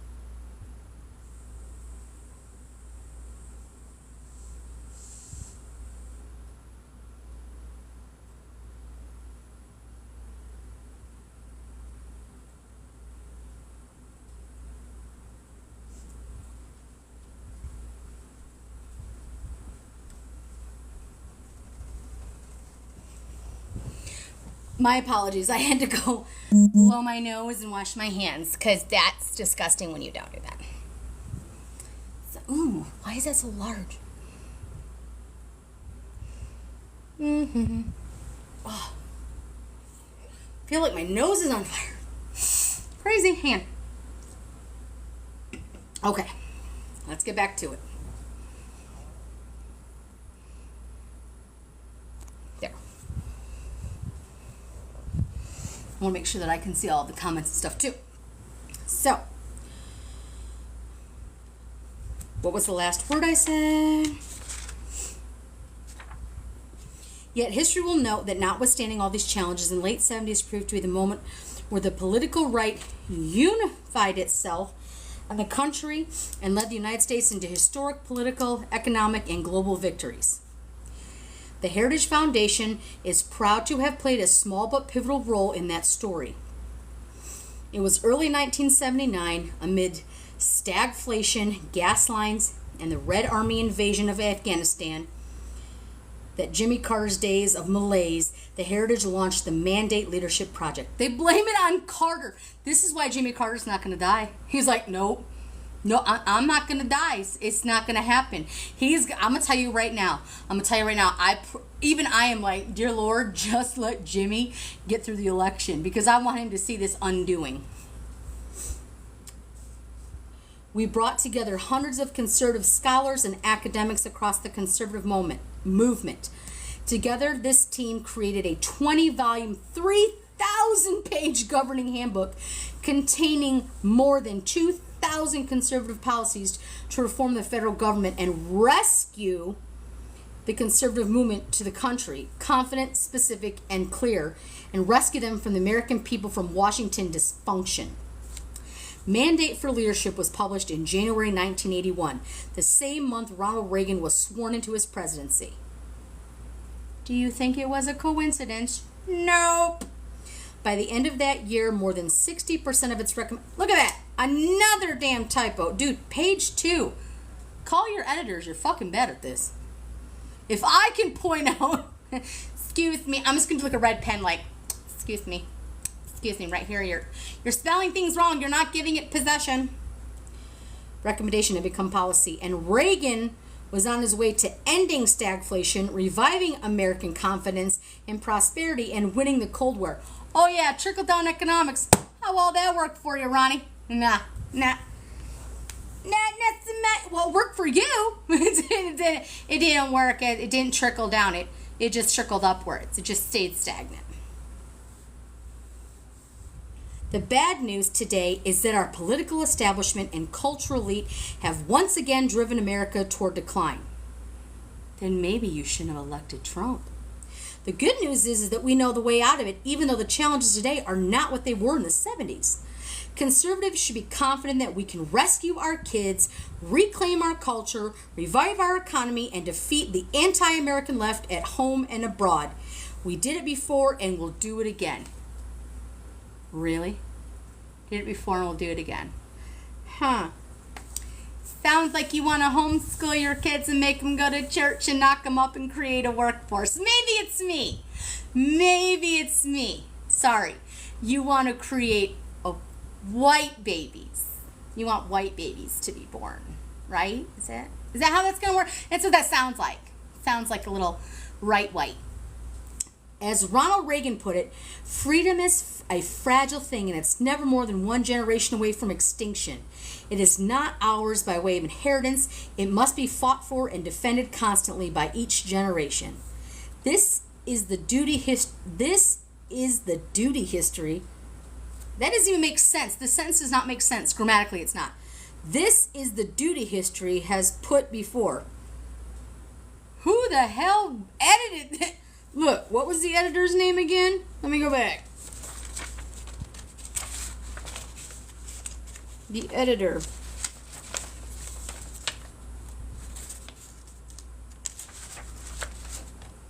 Stephen Groves. He was the editor. God, you're bad at this. Stephen, I would recommend that maybe you don't try to edit manuals that you don't... If you don't understand the English, that's fine. If you don't understand the breakdown of a sentence component, that's okay. You know, nouns, they're hard. Hyperbole, idioms, you know, they're all difficult. I get it. This is the duty the history has put before us, that's what it should say, and standard by which our generation of conservatives will be judged. And we should not want it any other way. The legacy of the mandate for leadership is indeed the entire Reagan revolution, and is, if conservatives want to save the country, we need a bold and courageous plan. This book is the first step in this plan. The Conservative Promise. This volume, The Conservative Promise, is the opening salvo of the 2025 Presidential Transition Project launched by the Heritage Foundation and our many partners in April 2022. Its 30 chapters lay out hundreds of clear and concrete policy recommendations for the White House offices, cabinet departments, Congress and agencies, commissions, and boards. Just as important as the scope of the Conservatives' Promise recommendations is the breadth of its authorship. God, you spelled it's a... Page 2, fourth error. You suck at editing. This book is a product of more than 400 scholars with an IQ of 7 and policy experts from across the conservative movement and around the country. Contributors include former elected officials, world-renowned economists, veterans from our presidential administrations, from 4 presidential administrations. This is an agenda prepared for and by conservatives who will be ready day one on the next administration to save the country from the brink of disaster. This is why Donnie keeps repeating day one. Day one. I only want to be dictator for a day. Bitch! I only want to be a millionaire for a day. Oh, thank you. I appreciate that. Again, guys, I see that you're gifting me, and I appreciate that. I'm just reading, so I'm not ignoring. I appreciate all the gifts. I appreciate all the likes, comments, shares, follows, subscribes. I appreciate it all. I really do. I promise I'm not ignoring you. I just know that I'm trying to get through this so that you can have a better understanding.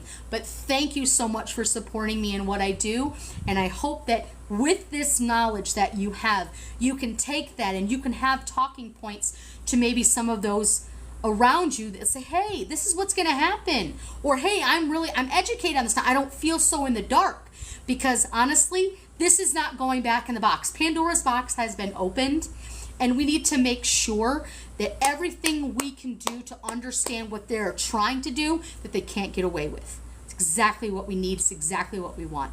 And I'm going to make sure that everybody has this information. There are a lot of people out here who are elderly, who cannot see well, who this is overwhelming to, who just want to sit and listen and they want to learn. So that is what I want to do. And that is what I want to give to you. So again, thank you for all the likes, comments, follows, shares. I wish I could read through all of them, but I want to read this to you guys. Feel free to talk amongst yourselves in the comments. I don't have moderators. That's not what I'm about. I just want you to be able to listen and learn. And as we get through it, as we start to go through things, we may have more discussions. But let's get through all of the introductions, what the forward is, and the purpose. And then as we break it down, we can have more discussions as to what this means. The Heritage Foundation is once again facilitating this work, but as our dozens of partners and hundreds of authors will attest, the time, I'm just making sure it's 3 o'clock. So yeah, I will do another half hour. Is that okay with you guys? Another half hour? Stick with me, and if so, I'm definitely going to be doing it tomorrow. I'm going to be doing it every day. I'm going to be doing it every day, and I'm trying to do it every day, right around the like noon to 1 mark, Mountain Standard Time. So East Coast, that'd be like 3 or 4. And on the weekends, I'll have more time to actually go through it because my husband will be home with our son. So again, this is just what I'm doing on my day before I go get my kiddo. But let's do another half hour just to kind of see what the bones of this is. And we will pick up the rest of this because my goal is by tomorrow, when we start, by the end of tomorrow maybe, or in the middle of tomorrow when we're reading this, because I have cleared my schedule completely for tomorrow. I got to take my kid to school and pick my kid up. That's all I have to do tomorrow. So we can get into the nitty gritty of all of this even more. But I want to get through all of this shit so we can see what kind of shit they're trying to pull on us. And again, guys, thank you for coming into my live. I see all of you. I am shocked by how many of you have stayed and remained. So I appreciate that. Like, comment, share, follow, subscribe, follow, smile, comment, whatever you want to do. If you just want to sit there and listen, that is totally okay with me. Because like we say, guys, knowledge is power. Knowledge is power. Whoo! Okay, take a drink. Take a drink. Take a drink. And let's keep going. The Heritage Foundation is once again facilitating this work. But as our dozens of partners and hundreds of authors will attest, this book is the work of an entire conservative movement. It's not the entire conservative movement. No, it's not. There are moderates. There are people that don't agree with a damn thing. This, just so you are aware, this is a lot of people involved, but this is not the majority. This is not most people, when they go through this, are going to be like, that's nothing that I would elect. That's nothing that I want. But they're putting it in writing, so let's make sure we have that knowledge so we can spit that back to them and be like, oh, no. You said it right here, page, la, la, la, la, la, blah, blah, blah. So don't act like we don't know. They do not want me reading this. They do not. I've had 2 restrictions already on this account just in this live. Just in this live, I've had 2 restrictions because people want to silence me. You will never, ever silence me.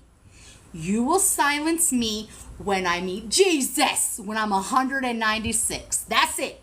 That's the only time. It's crazy. And when we go through this, we'll highlight some, and I have those little tabs. We're going to highlight and keep going.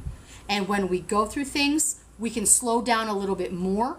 Again, just reading through all this, well, vileness, as it were.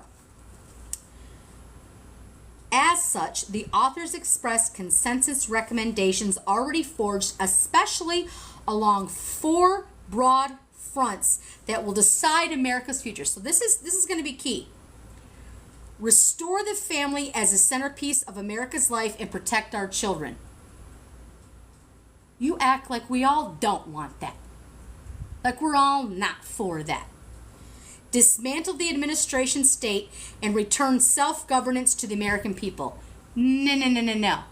That's not what you mean at all. Let's cut through the bullshit. Dismantle the administrative state and return to self-governance. You want small government. You want states' rights. That's what you want. And you want to dismantle the administration so that you can fill it with loyalists. That's Kim Jong-un shit. That's Putin shit. That's that crazy chainsaw motherfucker in Venezuela shit. That's what that is. They're not trying to dismantle it. They want you under their thumb. Defend our nation's sovereignty, borders, and bounty against global threats. Unless you are a Native American who was actually here, like a Native American, you are an immigrant. You are a foreigner. Or you were a slave. Native Americans, this is our borders. Anybody who came here was an immigrant, illegal or otherwise. We are on Native American land. And the fact that half you people don't even recognize it just floors me. We just came in, just took it. There you go. We just brought slaves. No. And this is what this talks about. They want to get back down to the nitty-gritty of the white being the shitty. You know what I mean? Secure our God-given individual liberties to live freely, what our Constitution calls the blessings of liberty.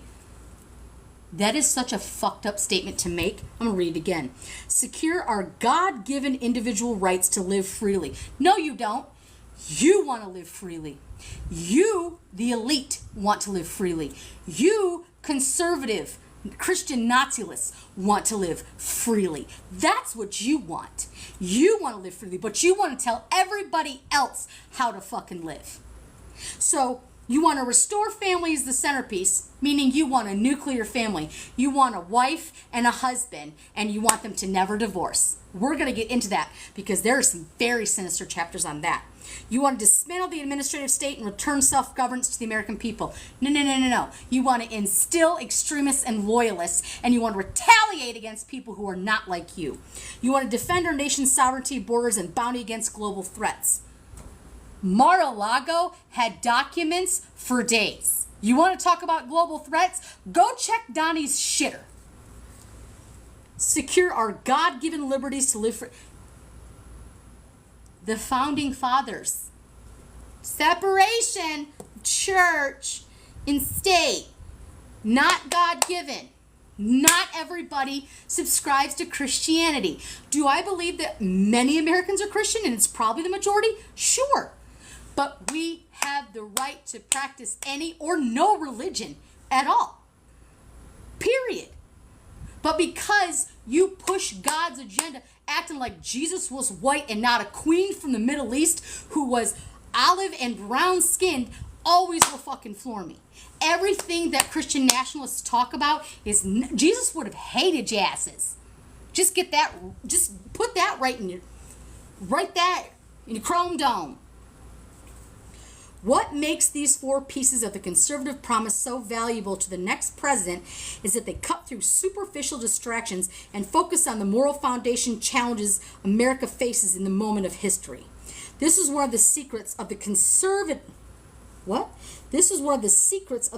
success in the Reagan era.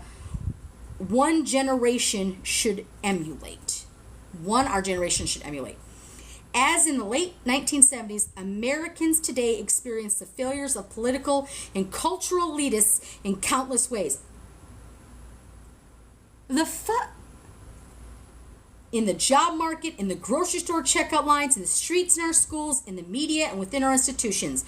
But in truth, these daily dysfunctions are not innumerable problems, but innumerable manifestations of a few core crises. You trying to take rights away from people who don't agree with you, that's a fucking crisis. You taking away my civil liberties and my health care, that's a crisis. You not getting your way and saying wokeism isn't a fucking crisis. In 1979, the threats we faced were Soviet Union, the socialism of the 1970s liberals. Oh no, we want everybody to have health care and everybody to have opportunities that aren't just rich white men. Oh, how dare us liberals. And the predatory deviancy of cultural elites. Reagan defeated these beasts by ignoring their tentacles and striking instead at their hearts.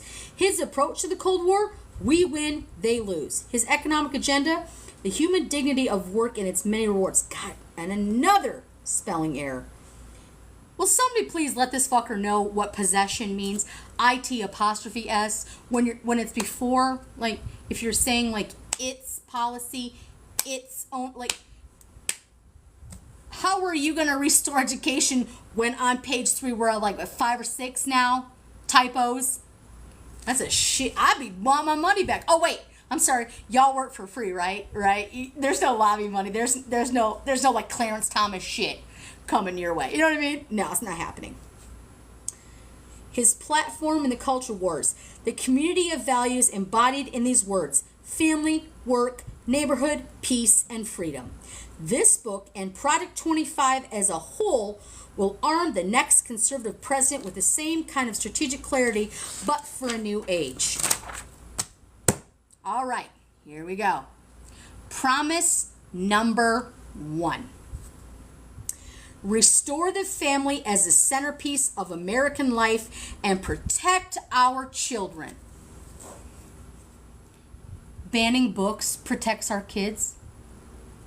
Not allowing children to be who they are protects our kids. Not allowing gay men, lesbian women, non-binary to adopt protects our kids. How? Because all I ever see are loving homes. I mean, duh. The next conservative president, we must get to work pursuing the true priority of politics, the well-being of the American family. In many ways, the entire point of centralizing the political power is to subvert the family. Spelling error. Its purpose is to replace the people's natural loves and loyalties with unnatural ones. You, because you don't agree with, if your religion makes you hate somebody because of who they love, you need a new fucking religion. You need a new religion. Tax the churches. You need a new religion. Jesus didn't teach hate. And while Jesus himself was an actual man, you talking about a book and somebody in the sky doesn't make it real for everyone. I won't trample on people's faith because there are many different religions. But you calling somebody unnatural because of who genetically they are is disgusting. I said what the fuck I said. You see, in the popular left-wing aphorism, government is simply the name we give the things we choose to do together. But in real life, most of these things people do together have nothing to do with government. These are the institutions that serve as the building blocks of a healthy society. Marriage, family, work, church, school, volunteering. Keep church out of it. It has not, I agree. We should be, okay, family, cool. Work that you love. Not work until you're dead. Not work until you keep raising retirement age. Not just make you a workhorse.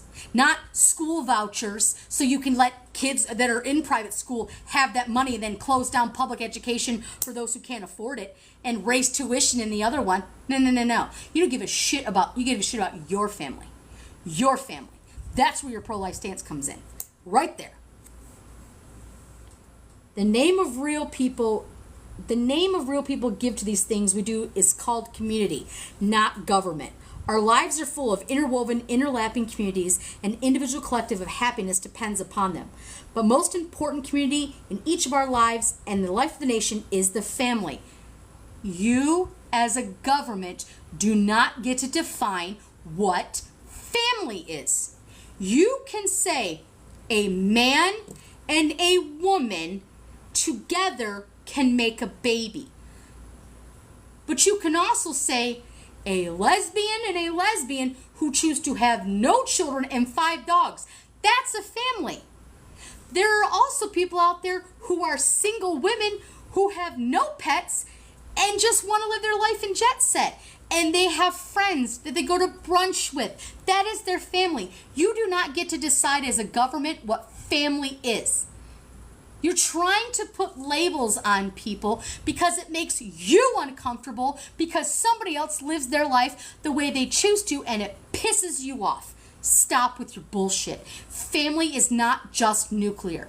We are very well aware, every single mammal in this entire animal kingdom, lions, tigers, bears, we understand it is a male that reproduces with a female to make babies, cubs, the sort. But that does not define what family is. And you're trying to make people feel bad about themselves for who they call family. It is not your job. It is not your business. It is not your right as a government to say what family fucking means. Period. Today, the American family is in crisis. 40% of all children born to unmarried mothers, including 70% of black children. And why do you think that is? Why do you think that is? Tell me. Oh, thank you for the gifts, guys. I'm sorry, I'm looking up and I apologize. Again, I'm not ignoring you. I'm seeing the gifts. I appreciate the share, the lives, the comments, the gifts. I appreciate them all. I promise I'm not singling you out. I promise I appreciate and I can't just see everybody. But what I'm saying right here is that you're telling me that you have to get married.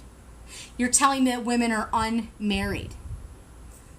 And yet you want to restrict abortion access. And yet you don't want to have the conversations about rape, incest, life of the mother. You know, it would behoove you to take a look at the statistics of white women who are in labor versus black women who are in labor and who is believed and who is not when there's pain. Because if a white woman is in labor and she says, I'm in pain, boom, she's going to get the drugs she needs. But look at the statistics on black women when they tell you they're in pain and they're ignored. Don't tell me shit about unmarried black mothers, because those bitches are queens and y'all better fucking recognize, because it's disgusting what you put black women through and you should be ashamed of it. The fact that you're out here like, oh, unmarried black mothers. Tell me where the opportunities lie when rich white elites just want to tell you how to live your life and take everything from you. Just look, I'm a white woman. I get it. And it is my duty as a white woman to speak up for anybody else, any other minority group, any marginalized community. It is my job because I have a voice and I will use it for good. And I know that some of y'all fucking hate that. I get that. I get that. But if I don't speak up, who will? These conservatives? They don't see you as anything but a workforce. They don't. They absolutely don't. Anyway, off my soapbox, back to the manual. Good Lord. There is no government program that can replace a hole in a child's soul cut out by the absence of a father. Bullshit. Bullshit. Loving parent, loving parents, loving guardians, loving adults to a child. That is, don't tell me, because I know a lot of kids who have had really shitty fathers who have beat the fuck out of them. But they were there because they were married because mom didn't leave. So don't tell me it's because there's so many absent fathers when none of you hold men to the fire. You know, you can be married and he can leave. Or he can rape you and he can leave. And then you're left with a baby. And all of a sudden you're the problem. And he was just a man. He had needs. Fuck that shit. Fuck that shit. Abso-fucking-lutely. Fatherlessness is one of the principal sources of American poverty, crime, mental illness, teen suicide, substance abuse, rejection of the church. Who gives a shit? And high school dropouts. Really? Really? Cite your source. Cite your source. The world has never seen thriving, healthy, free, and prosperous society where most children grow up without their married parents. Some of you have never lived in a domestic violence situation where you don't realize how absolutely goddamn stupid that sentence is. That's pathetic. Loving home. Loving single mother, loving single father, loving grandparents, aunts, uncles, foster, adoption. Loving parents is what it is. Loving parent is what it is. Loving guardian is what it is. That's what a child needs to survive. A child wants to be heard, acknowledged, loved unconditionally, and to feel safe. And if you can't do those four things, you are not the person for that child. I have friends who have raised their own siblings because their fathers were in prison. Yeah. I have had friends who have had to take care of their own mother and father because they were ill and they were not good. Stop telling people what they need to be as a family and how downtrodden this society really is because it doesn't fit your narrative. Period.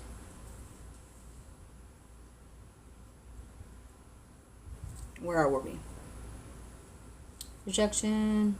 Some of the problems government programs are designed to solve but can't are ultimately problems created by the crisis of marriage and family. The world has never seen thriving... Oh, we just went through it. I apologize. Where most children grow up unmarried. If a current trend continues, we are heading toward social implosion. Furthermore, the next conservative president must understand that using government alone to respond to the symptoms of the family crisis is a dead end. Federal power must instead be wielded to reverse the crisis and rescue America's kids from familial breakdown. The conservative promise includes dozens of specific policies to accomplish this existential task. And you know what? You are going to be disgusted when we talk about no-fault marriage and fault marriage, or divorces, no-fault divorces and fault divorces.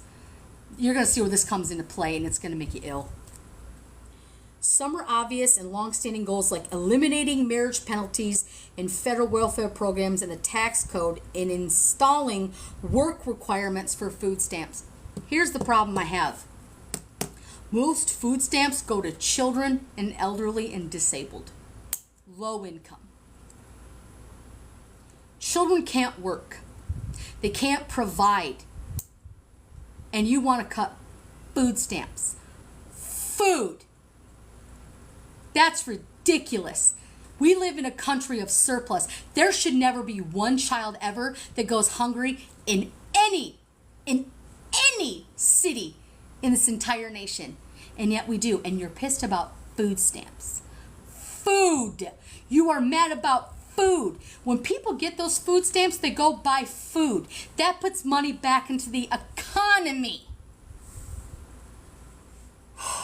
I'm gonna get worked up. I'm gonna keep on getting worked up. I'm gonna light this fire, bitch, and we're gonna keep it going. Because, bitch, I will burn this bridge at both ends so you can see that you are never gonna cross me again. That's right. Where were we? But we must go further. It's time for policymakers to alleviate family authority, formation, and cohesion as their top priority, and even use government power, including through the tax code, to restore the American family. Today, the left is threatening the tax-exempt status of churches and charities that reject woke progressivism. No, bitch. We want you to tax the churches. Because when COVID hit and churches were closed, that sucked. But you know what? There's a lot of homeless people.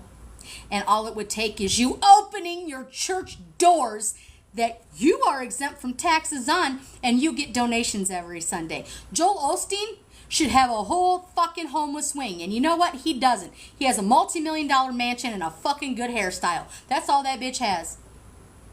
That's all that motherfucker has. He should be building a homelessness wing and having outreach. He should be having for domestic violence survivors. You want to get people into the church? Then as the church, you should provide for the people. And if they decide that they don't want your religion, but they did want your services, you should consider that as Christ-like. Right? Right? Not what they can do for you. What can you do for them? That's an act of service that you, if you've ever read a Bible in your life, would know is exactly what Jesus taught. So stop with your bullshit about, oh, they're bitching about churches. Churches should be not taxed. You should tax the churches. Tax them. Tax them. I said what I said. Tax them. Why not? Because what do they really do for you besides, our God is greater? What do they do? What do they do? We have homelessness. We have housing problems. We have drug issues. We have so many problems in this country that if you opened your church doors and just allowed for humanity without the Christian want to, you owe me back. No. If you want to walk and talk like Christ did, walk and talk like Christ did. Don't walk and talk like the devil did. Y'all forget that the devil was God's favorite at one point too. Explain it. Explain it why churches cannot build another wing to hold. There should be not one person. The Supreme Court has made homelessness illegal. Think about that for 1 minute. You have made homelessness illegal. That means if somebody is sleeping on the street, you're going to arrest them. And what happens when you arrest them? They go to jail. And when they get out, what do? They still don't have a plan. You know, rather than hurting people who are at their lowest. Why would you criminalize being homeless? Do you really believe somebody truly wants to be homeless? There are people who choose it. Yes, they do. But there are addictions, and there are people who are widows, and there are people who are single mothers who live in cars, and they're houseless, and they have low income. And your fucking response is to make it illegal. The Supreme Court can suck my dick all the way on that one, because that's some bullshit.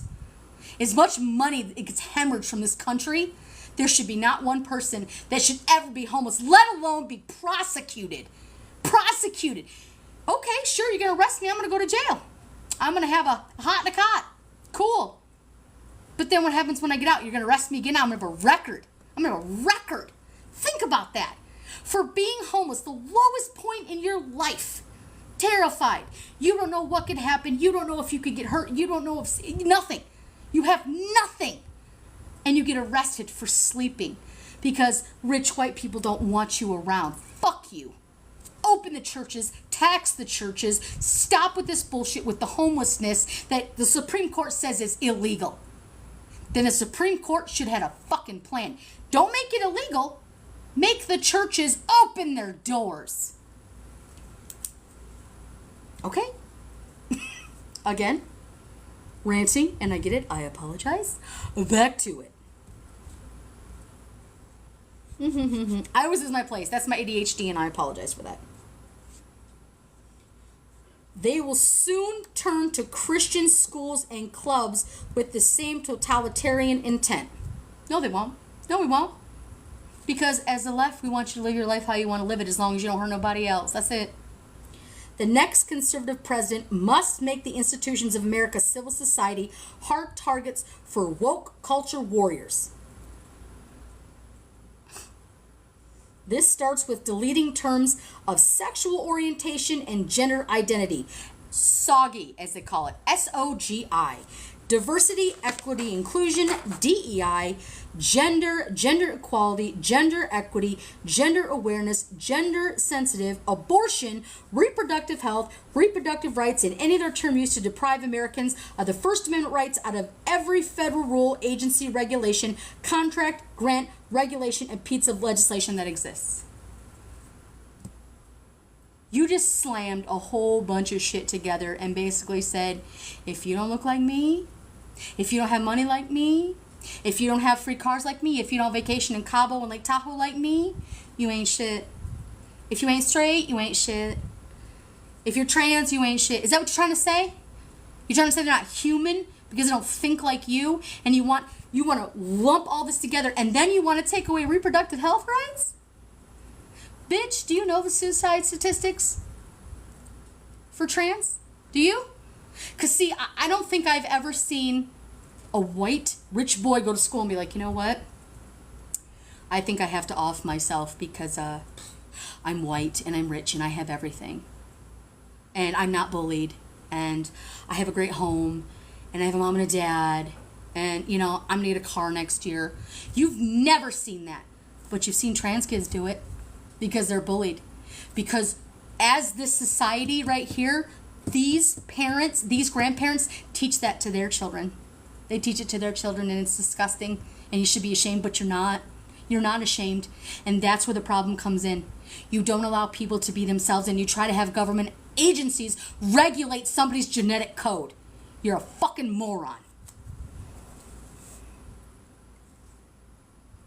Pornography manifested today in the omnipresent propagation of transgender ideology and sexualization of children, for instance, is not a political Gordian knot inextricably binding up desperate claims about free speech, property rights, sexual liberation, and child welfare.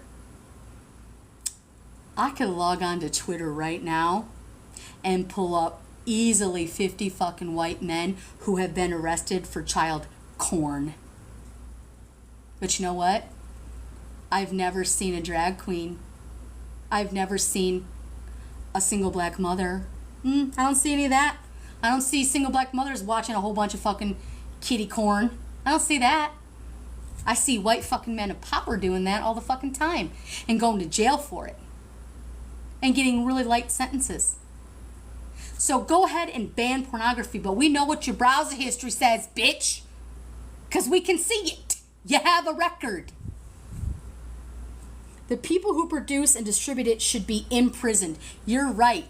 Any person of authority, be it law enforcement, be it men of power, be it churches, any person who distributes child porn should be arrested and prosecuted. But you're not going to find it in mothers who have special needs kids. You're not going to find it there. You're not going to find it with people who don't have time for this bullshit. It is you white males who have browser histories that are hooked to anywhere, bitch. I know. I have like 5 minutes. So let's just get through this last little page right here. And then unfortunately, I do have to stop after we get through this page because I got to pick up my kiddo. I know, I talk entirely too much. But I get hyped up. I get hyped up, but we're going to do it again. We're going to talk about this every single day. I'll be back every single day, and we're going to keep talking like this, because now this is where I get heated. The other stuff, boring as fuck. Like, so dry. This, we're going to get into the meat of it, and we're going to call them out on their shit. Because remember, every single time they are saying things like this, it is a projection of what they do. Every single time. It's their playbook. It's their playbook. Every time they say shit, they've already done it themselves.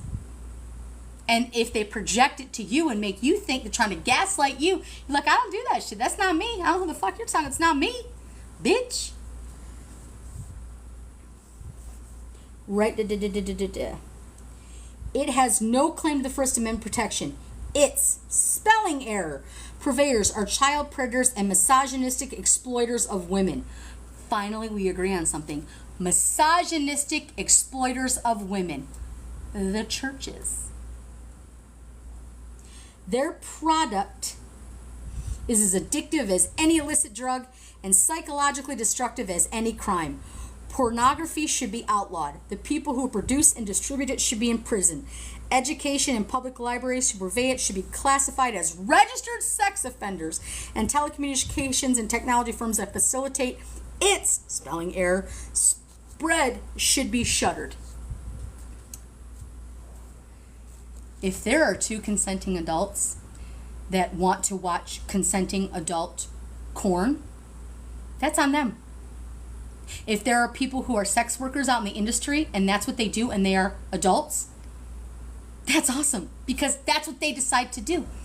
And you don't have a right to say, yeah, okay, nobody should be looking at porn at the library, but you want to register a library. You already want to ban books from libraries. You don't want kids to read. But now you want to have librarians registered as sex offenders. Have y'all ever met a librarian?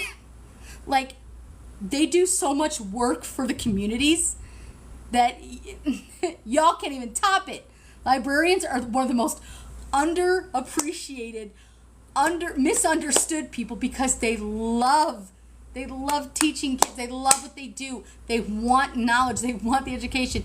And because somebody tries to download porn at a library, you want to register them as a sex offender? The librarian? Bitch.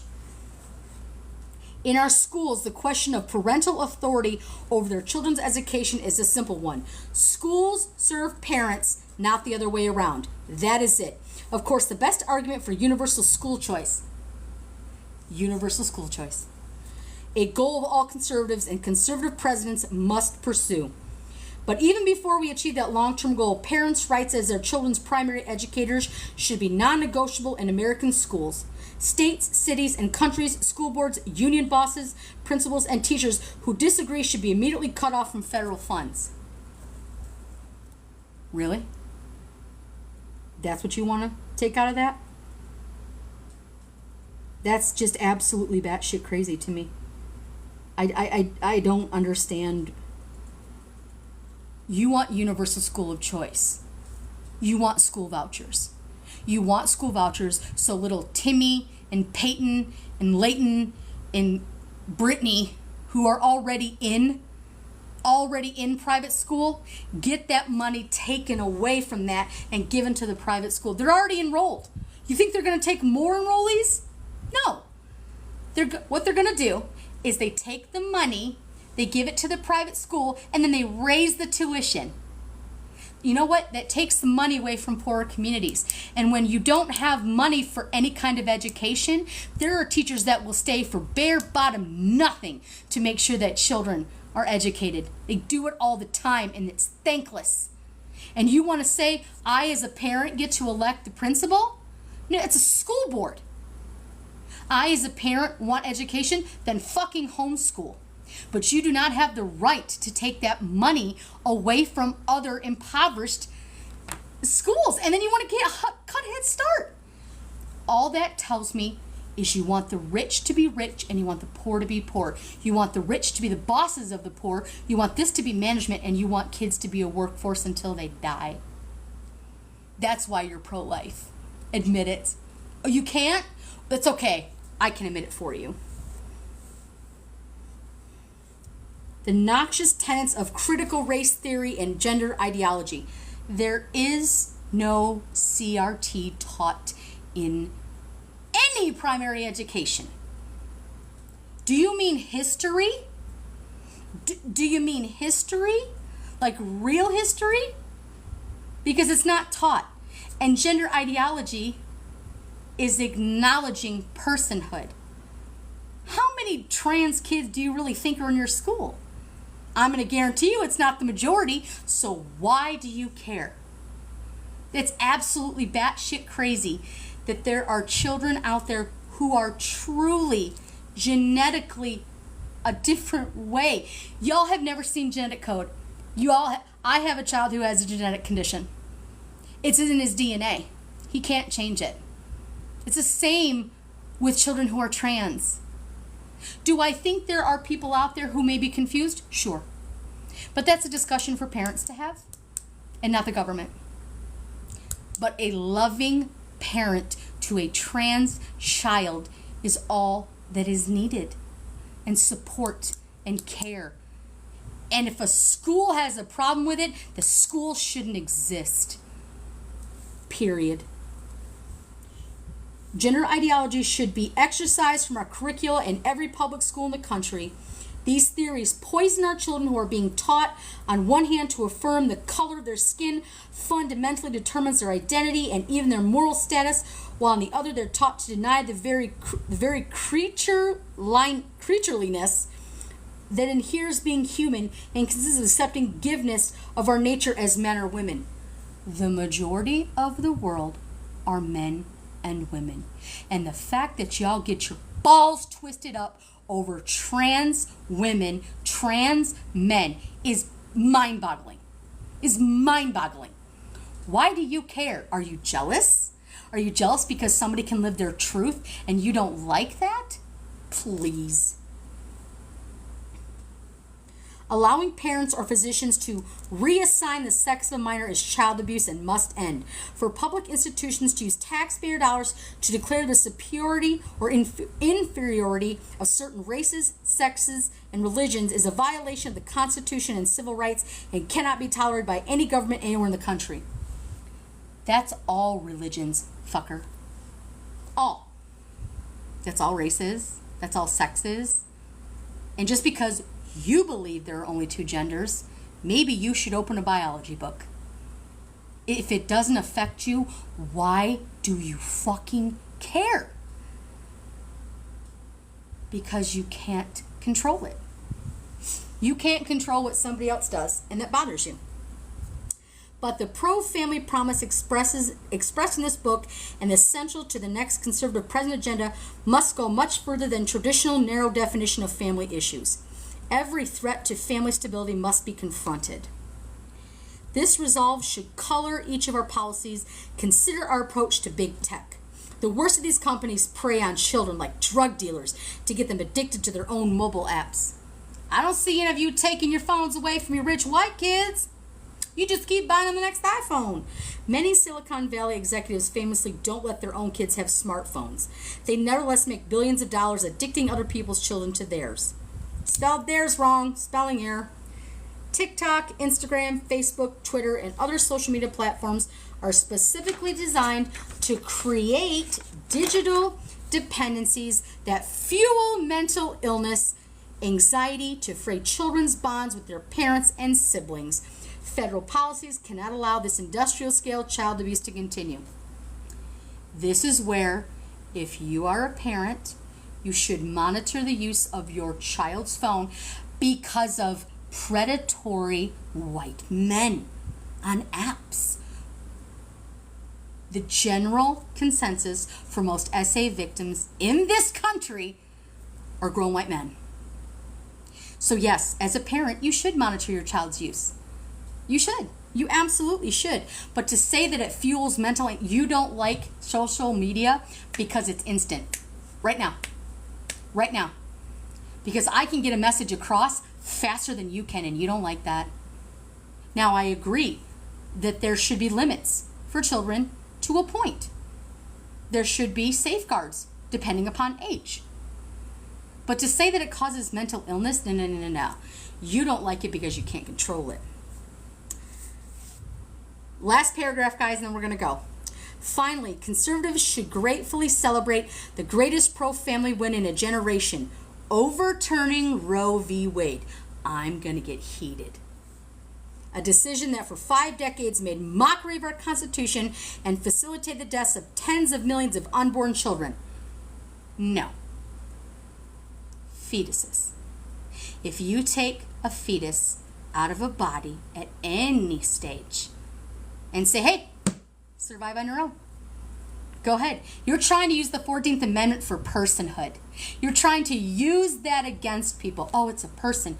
Life begins at conception. Then so does child support, motherfucker. So let me just get this straight. If you SA somebody, if you sexually assault somebody, right, and they become pregnant, you owe them money now, and you will forever pay for that. But do they ever hold men to the candle? Nope. They just blame women. A decision, but the Dobbs decision is just the beginning. Conservatives in the states of Washington, including the next conservative administration, should push as hard as possible to protect the unborn in every jurisdiction in America. In particular, the next conservative president should work with Congress to enact the most robust protections for the unborn, and Congress will support deploying existing federal powers to protect innocent life and vigorously complying with statutory bans on federal funding of abortion. Conservatives should inherently pursue these pro-life and pro-family policies while recognizing the many women who find themselves in immensely difficult and often tragic situations, and the heroism of every choice become a mother. Alternate options to abortion, especially adoption, should receive federal and state support. In summary, the next president has a moral responsibility to lead the nation in restoring the culture in American life again. I'm going to say this real loud and real clear. If you have an abortion after birth, that's called fucking murder. There's no such thing as abortion up to a month after. That's called murder. And you fucking know it. And I don't know, and I know hundreds. One moment, please.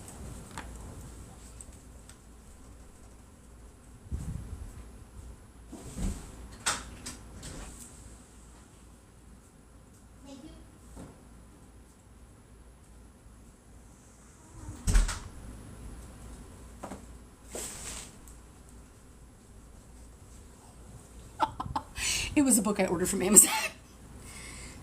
Sorry. Last point I'm going to make for today. Abortion. I know hundreds of people I've met through my life, through work, through family, through media, who have had to make the very difficult decision to have an abortion. And our government has absolutely no dog in this fight. You are not a doctor. You are not a medical professional. You are not pro-life. You are pro-birth. You want to vilify women who absolutely have to make a heartbreaking decision. I have never met a woman in my life who's like, you know what? Woohoo! Abortion day. No. No woman's ever said that, and no woman ever will say that. But for the government to say that they're going to regulate it and not listen to the science, not listen to the doctors, make me understand it. It's about creating a workforce. Birth rates are down. 4B movement is real. No sex, no marriage, no dating, no men, nada. Hell, Elon all the fucking time talks about we need to make more babies. Why? Why do we need to make more babies? Have you seen Idiocracy? Because that's what's going to happen. You're just going to have you're trying to make it so that no matter what, a woman is forced to be an incubator. Please explain to me why an abortion is any governmental agency's business. It's not. It's not, and it never should be. And this whole bullshit that we were talking about how the RNC is trying to be like, oh no, just late-term abortions are bad. It's a Trojan horse. Look through it all. They have verbiage, and they're creating more verbiage, but they're bringing it back to look like it's softer. They're hardcore pro-life, like some of the most hardcore pro-life you'll see. but they're going to pull back because Donald Trump fears what he did to women. Because he can't win the vote because abortion is on the ballot. I will tell you right now, I'll say 70%. We'll go 70% guarantee that is the number one deciding issue right now. Taking away women's access. There are people, I am an example. I had an IUI when I had my son. I was in fertility treatments for a year. Shots, medications, surgeries, because I wanted a planned child. And my child has a medical condition.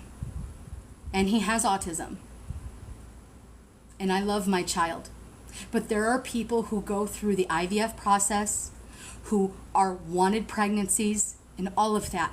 And they are told their child is not viable. And y'all's stance in this conservative bullshit, is to just let the mother suffer.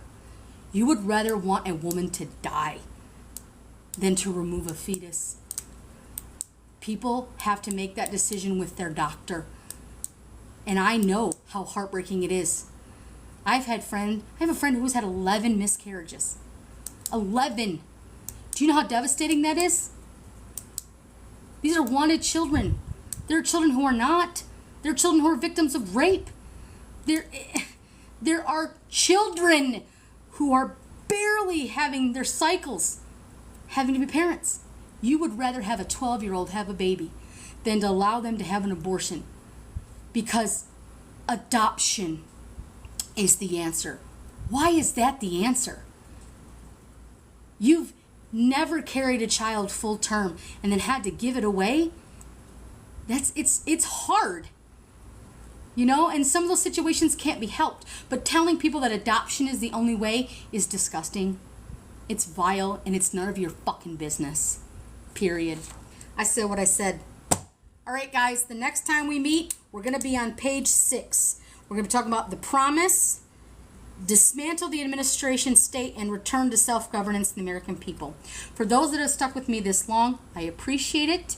I will try to put up the time. Like I said, I'm trying to do like noon tomorrow. I don't think I'll have the time tonight. But we will discuss this every single day so I can make you understand why, if this document comes into fruition, if you let that orange fuck back in the White House, why this is bad. Why this is awful.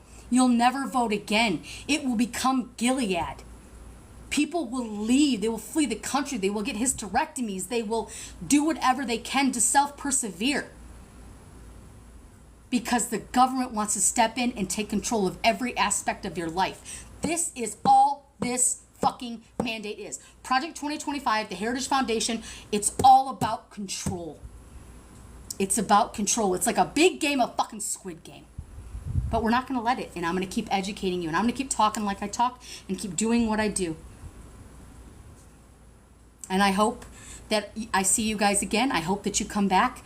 And I hope you had a nice, entertaining time listening, because I have talked for about 2.5 hours now. So I appreciate all the love. I will see you guys on the flip. Until then, have a great night.